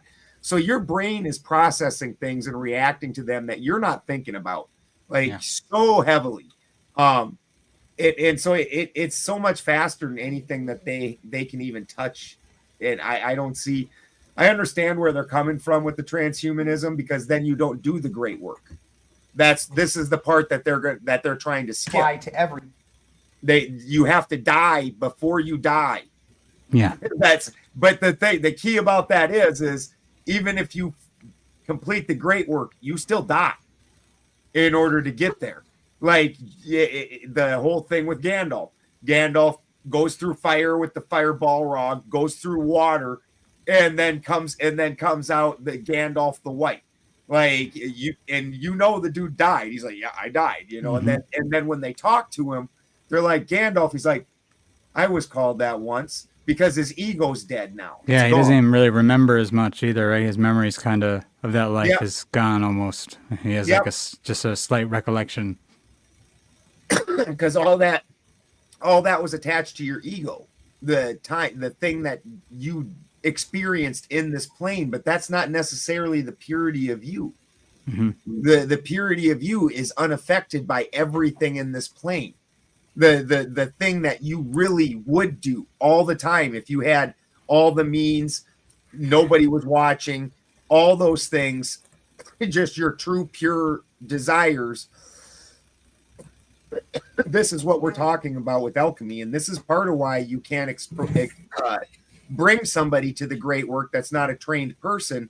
Because an easy example of this is, imagine like if everything that you thought just happened, and say you're driving down the freeway and somebody cuts you off and they're a dick, and you're like, die, fucker, and they die. Like it's all bad.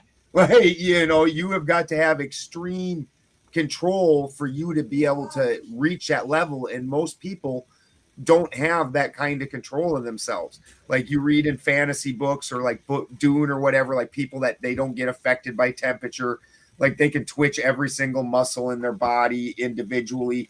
Like they literally know everything about themselves. Yeah. It's interesting because it seems like that's why this whole transhumanist thing, they're making biosensors like the nearest thing to a natural alkaline substance that would be in your body. So it would almost replace that if it had the chance to, when you were either intaking it or if it's being sprayed on you in some way, because that's how they're getting in people. And this is the stuff me and Emily's here right now in the chat. Emily. Which Emily, if you want me to send you a link, let me know. But yeah, it's the same stuff me and Emily have been talking about. But they're replacing all the alkaline stuff with close to natural stuff that they can just more easily keep track of and trace, basically. Right. Yeah. Well, and that's interesting because your body isn't alkaline. I know that's a hard push in the community where everybody's like, like cancer can't grow in alkaline environment. The true fact is neither does anything else. There's like literally in the world, there's like one bacteria that grows in an alkaline environment. Like nothing grows in alkaline.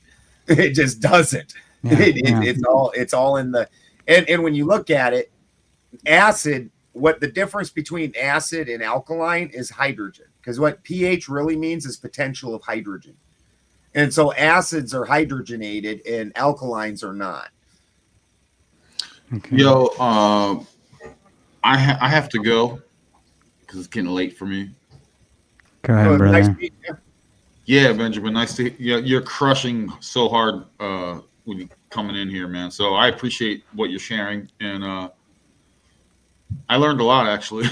So yeah, and I'll get out of your guys' way. Keep going. I'll be listening. Silas, you're the man. Regan, you're the man. Make sure to follow the Ronin Experience at Birddog, BIRDOG 45. Yeah, Chris is on there. It's the I usually every Saturday night I usually do a show with Ronin. Sometimes Fridays. Yeah, so it's the tray, and right now it's just the two of us on the tray. But yeah, man. Anyway, massive love, peace, and harmony, and have a good evening, guys. Yeah, brother. Peace, man.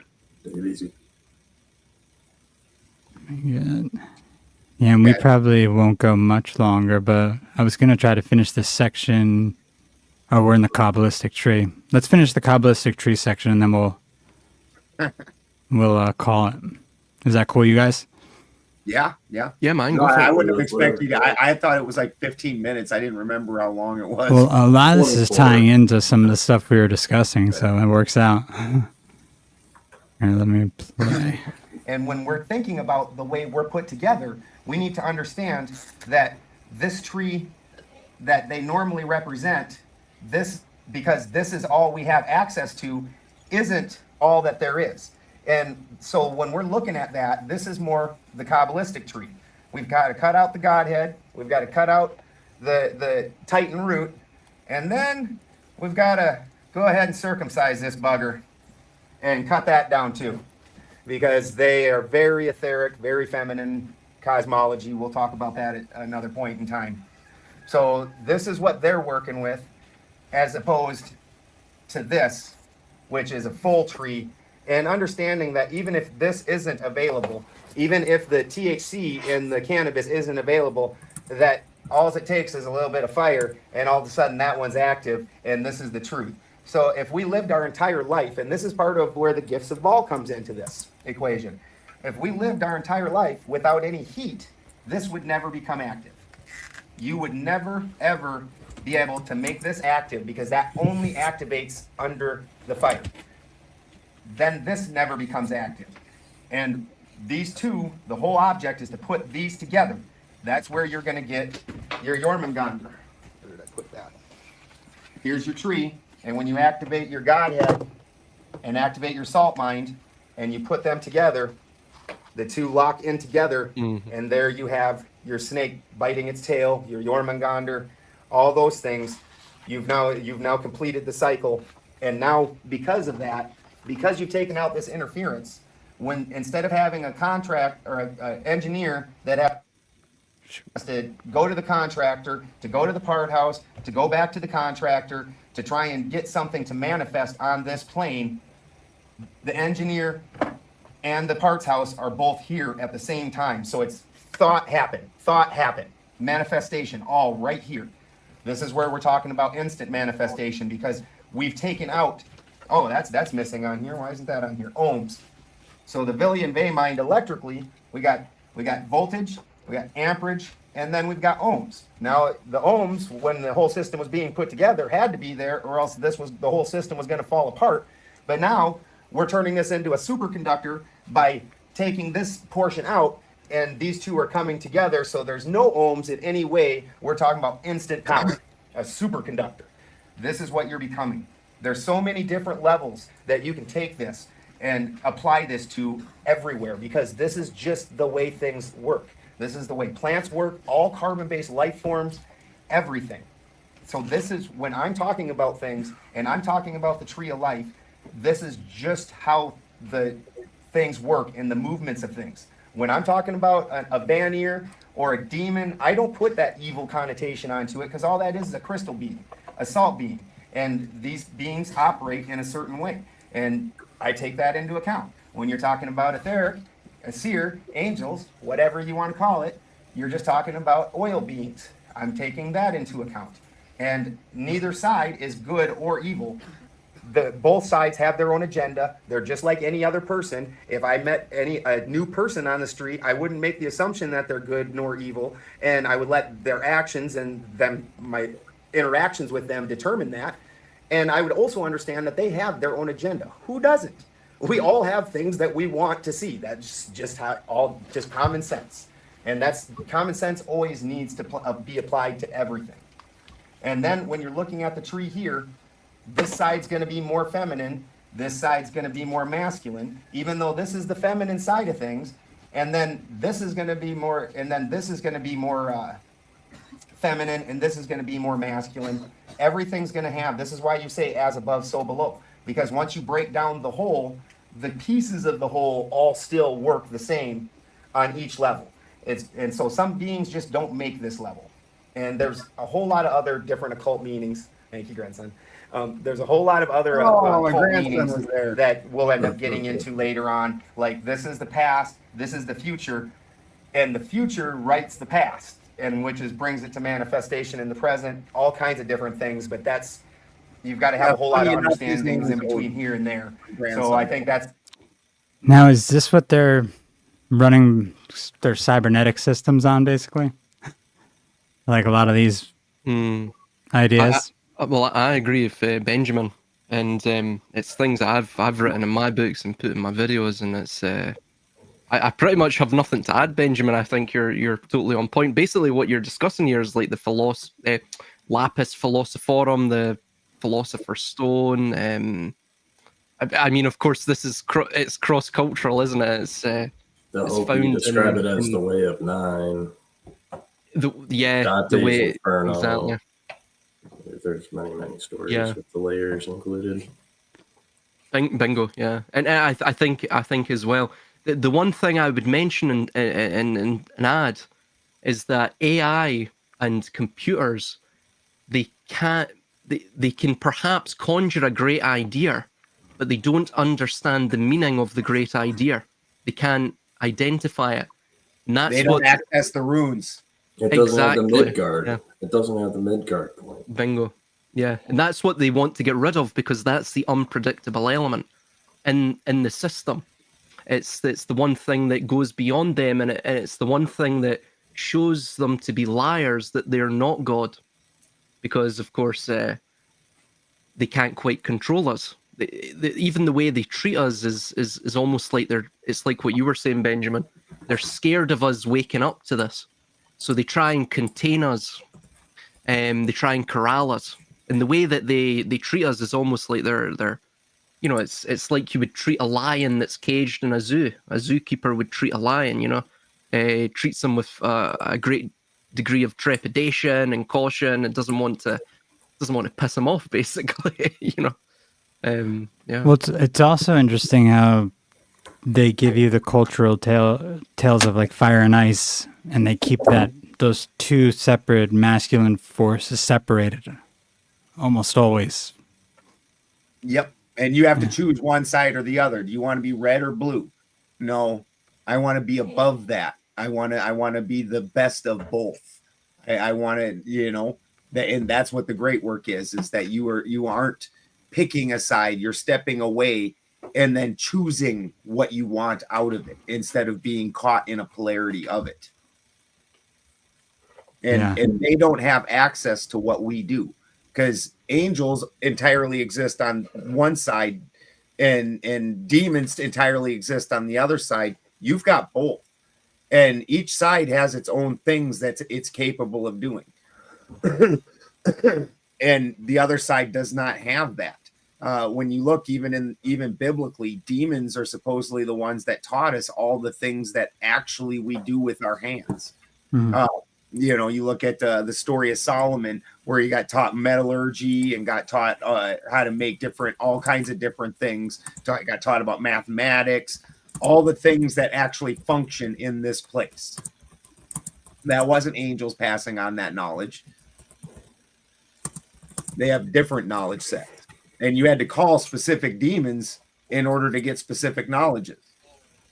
And so that is a very earthly thing. That is a very dense thing, and as opposed to the spiritual thoughts that you have. And when you're looking at the way the world works, that's just, it's too many people now live in that etheric mind where they haven't actually, because like when I moved off grid, I had a lot of real high ideas about how things work. Let's take living off of solar for starts, because that's real popular today. I had a top of the line 8 kilowatt, which is giant for solar system, 240 volt. So that way I could run a dryer and shit like that. I had 24 L16 battery or L6 batteries. So it's a giant battery bank. And from when I first moved out, I was like, we lived very frugally, and we got on there and we had burned through our battery bank in like 8 fucking hours. And suddenly you're having to go back and reevaluate, and you've got to get rid of this and this and this. And like right now in my house, the lights are actually, the light is actually just this DeWalt flashlight. And there's another one over there in the corner, but you can see how half the room just went dim.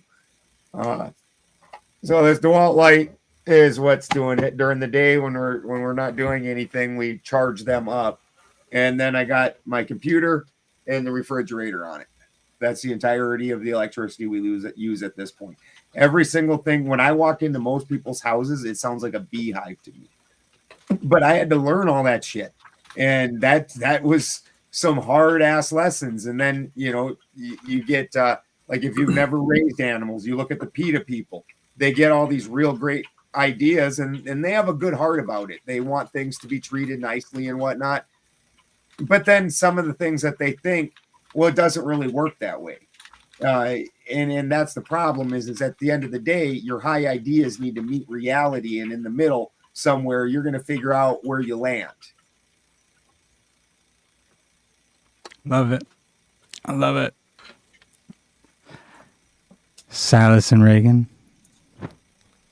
Is there anything else you guys got? I've got nothing else. I'm going to have to head off here. It's what time is it out there? 5 o'clock in the morning. Midnight. So I've done an all-nighter, but I really do appreciate this conversation. You're It was you can pull all-nighters. yeah. I didn't mean to take it over, but I was enjoying what you guys. No, were we're saying. glad you came on, man. And which is a rare thing for people to understand what I'm saying. We'll have to do it again. We definitely like to have you on again, Ben. That'd be awesome. Yeah. Loved it to come chat with you guys. This was fantastic. Would love Yeah, it to was come fun. over if you do any chats or anything. Yeah. Well, Ben does tell him when you do your shows, Ben. I linked your channels, but I'll do it underneath too. Yeah, we have my shows every Tuesday at 6 Pacific, which it's 9 o'clock here right now, or 9:13, but 6 Pacific on Tuesdays. And then lately, anyways, I've been occasionally jumping on panels, but they're a crapshoot. Whether it's yes, it is, Emily. We need to get back together. Right? Yeah, we need Professor Balderson to help us desperately. We're almost done with the second second row of elements. So we got Nice. one more. Reaching a little more stability on those, huh? Yeah, a little bit. Fiery elements. Yeah. that first row is them things. Brutal. That's a wild, chaotic. It's element. all brutal. But Yeah, like lithium itself, people don't realize like when this part of the danger with lithium is you can't put it out with water. Lithium actually it's got such a hard pull, it will rip the fucking oxygen out and break apart water and then react, and then the lithium will automatically bond. And the thing is if everybody remembers 9/11, how everybody talked about thermite. Thermite's not actually a substance. Thermite is the name of a reaction, and it's a reaction when oxygen jumps bonds. So you're not only ripping the oxygen out of this element and moving it to this element, that's creating a thermite reaction, and there's almost no putting that shit out, and it just feeding itself as long as it can get more oxygen. Yeah, just all bad. jeez.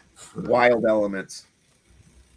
But yeah, did you share your channels or did you not? I didn't hear. I don't know if I forgot. cut you. I don't know if I cut you Caught off. up in lithium. I'm the worst about pimping my own shit. Benjamin Balderson and deliberating dog-faced dudes. Also, all of our old stuffs. A lot of my shit ends up getting removed. I was one of the big ones in Rockfin that got jacked and lost my channel and everything. But it's alanmarcus.com has all my old stuff on there. But we're on Tuesdays at 6, and then Ben will be on with me and Emily soon on Emily Moyer's channel at Emily Moyer. Emily. Silas, you want to share yours? Yeah, sure. I'll share it now. Wait, what'd you say? One Odyssey as well. Oh, you're just typing it in? Because you're the now, like right now. You may find my Oh shit, Silas! I have heard you before because I am sub to you. Oh, right, are you? Oh, great. Yeah. There you go. Yeah, I've heard you talk before, and I was apparently impressed last time also because I'm subbed. Oh, there you go. There you go. I've made an impression. That's good. You may find my book of interest. It's called Yahweh is Satan, a Genesis of the New Order of the Ages. It's a good name. Yeah, I thought so too. But yeah, it goes into a lot of what you state as well. Of course, once I get past the sort of Yahweh bashing, but yeah. And I'm an old miss, so believe me, I've done my share. Do not think I haven't. Of course. Yeah. Regan, you have a channel now too, right? I don't know. There's nothing on it yet, though. I'm sharing it. I'm still sharing it down below. It's simplified symbolism, right? Or the other way. I don't know. I keep forgetting. I think it's simplified symbolism. Yeah. I know better than him. All right, there we go. I think we got everyone. I'm gonna We're a save bunch that. of Jews. Ha ha. No. I can't speak for everybody, but I'm definitely no Jewish. None of that. Oh no, yeah, same here. That's I'm fun. me. That's it. I don't do this Yeah, identity crap. So, Yeah. Exactly. No, but who cares either way? Well, I would also say I'm not sub-Saharan. I'm we'll go through that list. Everything that you're not. yeah, well, I'm just my dad and my daughter went and did that 23andMe even, and they're like, they damn near attached a note that was like, Jesus Christ, did you people ever fuck anything but white people? Hey, did you guys travel? Like, you can leave your area, right? All right, guys. Well, thank you all for coming on. I appreciate you guys. For real, it was a good chat. We'll definitely have to do it again soon. Yeah, man. Thanks for having me on. Absolutely. One, everyone. And thank you, everyone, for watching. Have a good night. Good night, guys.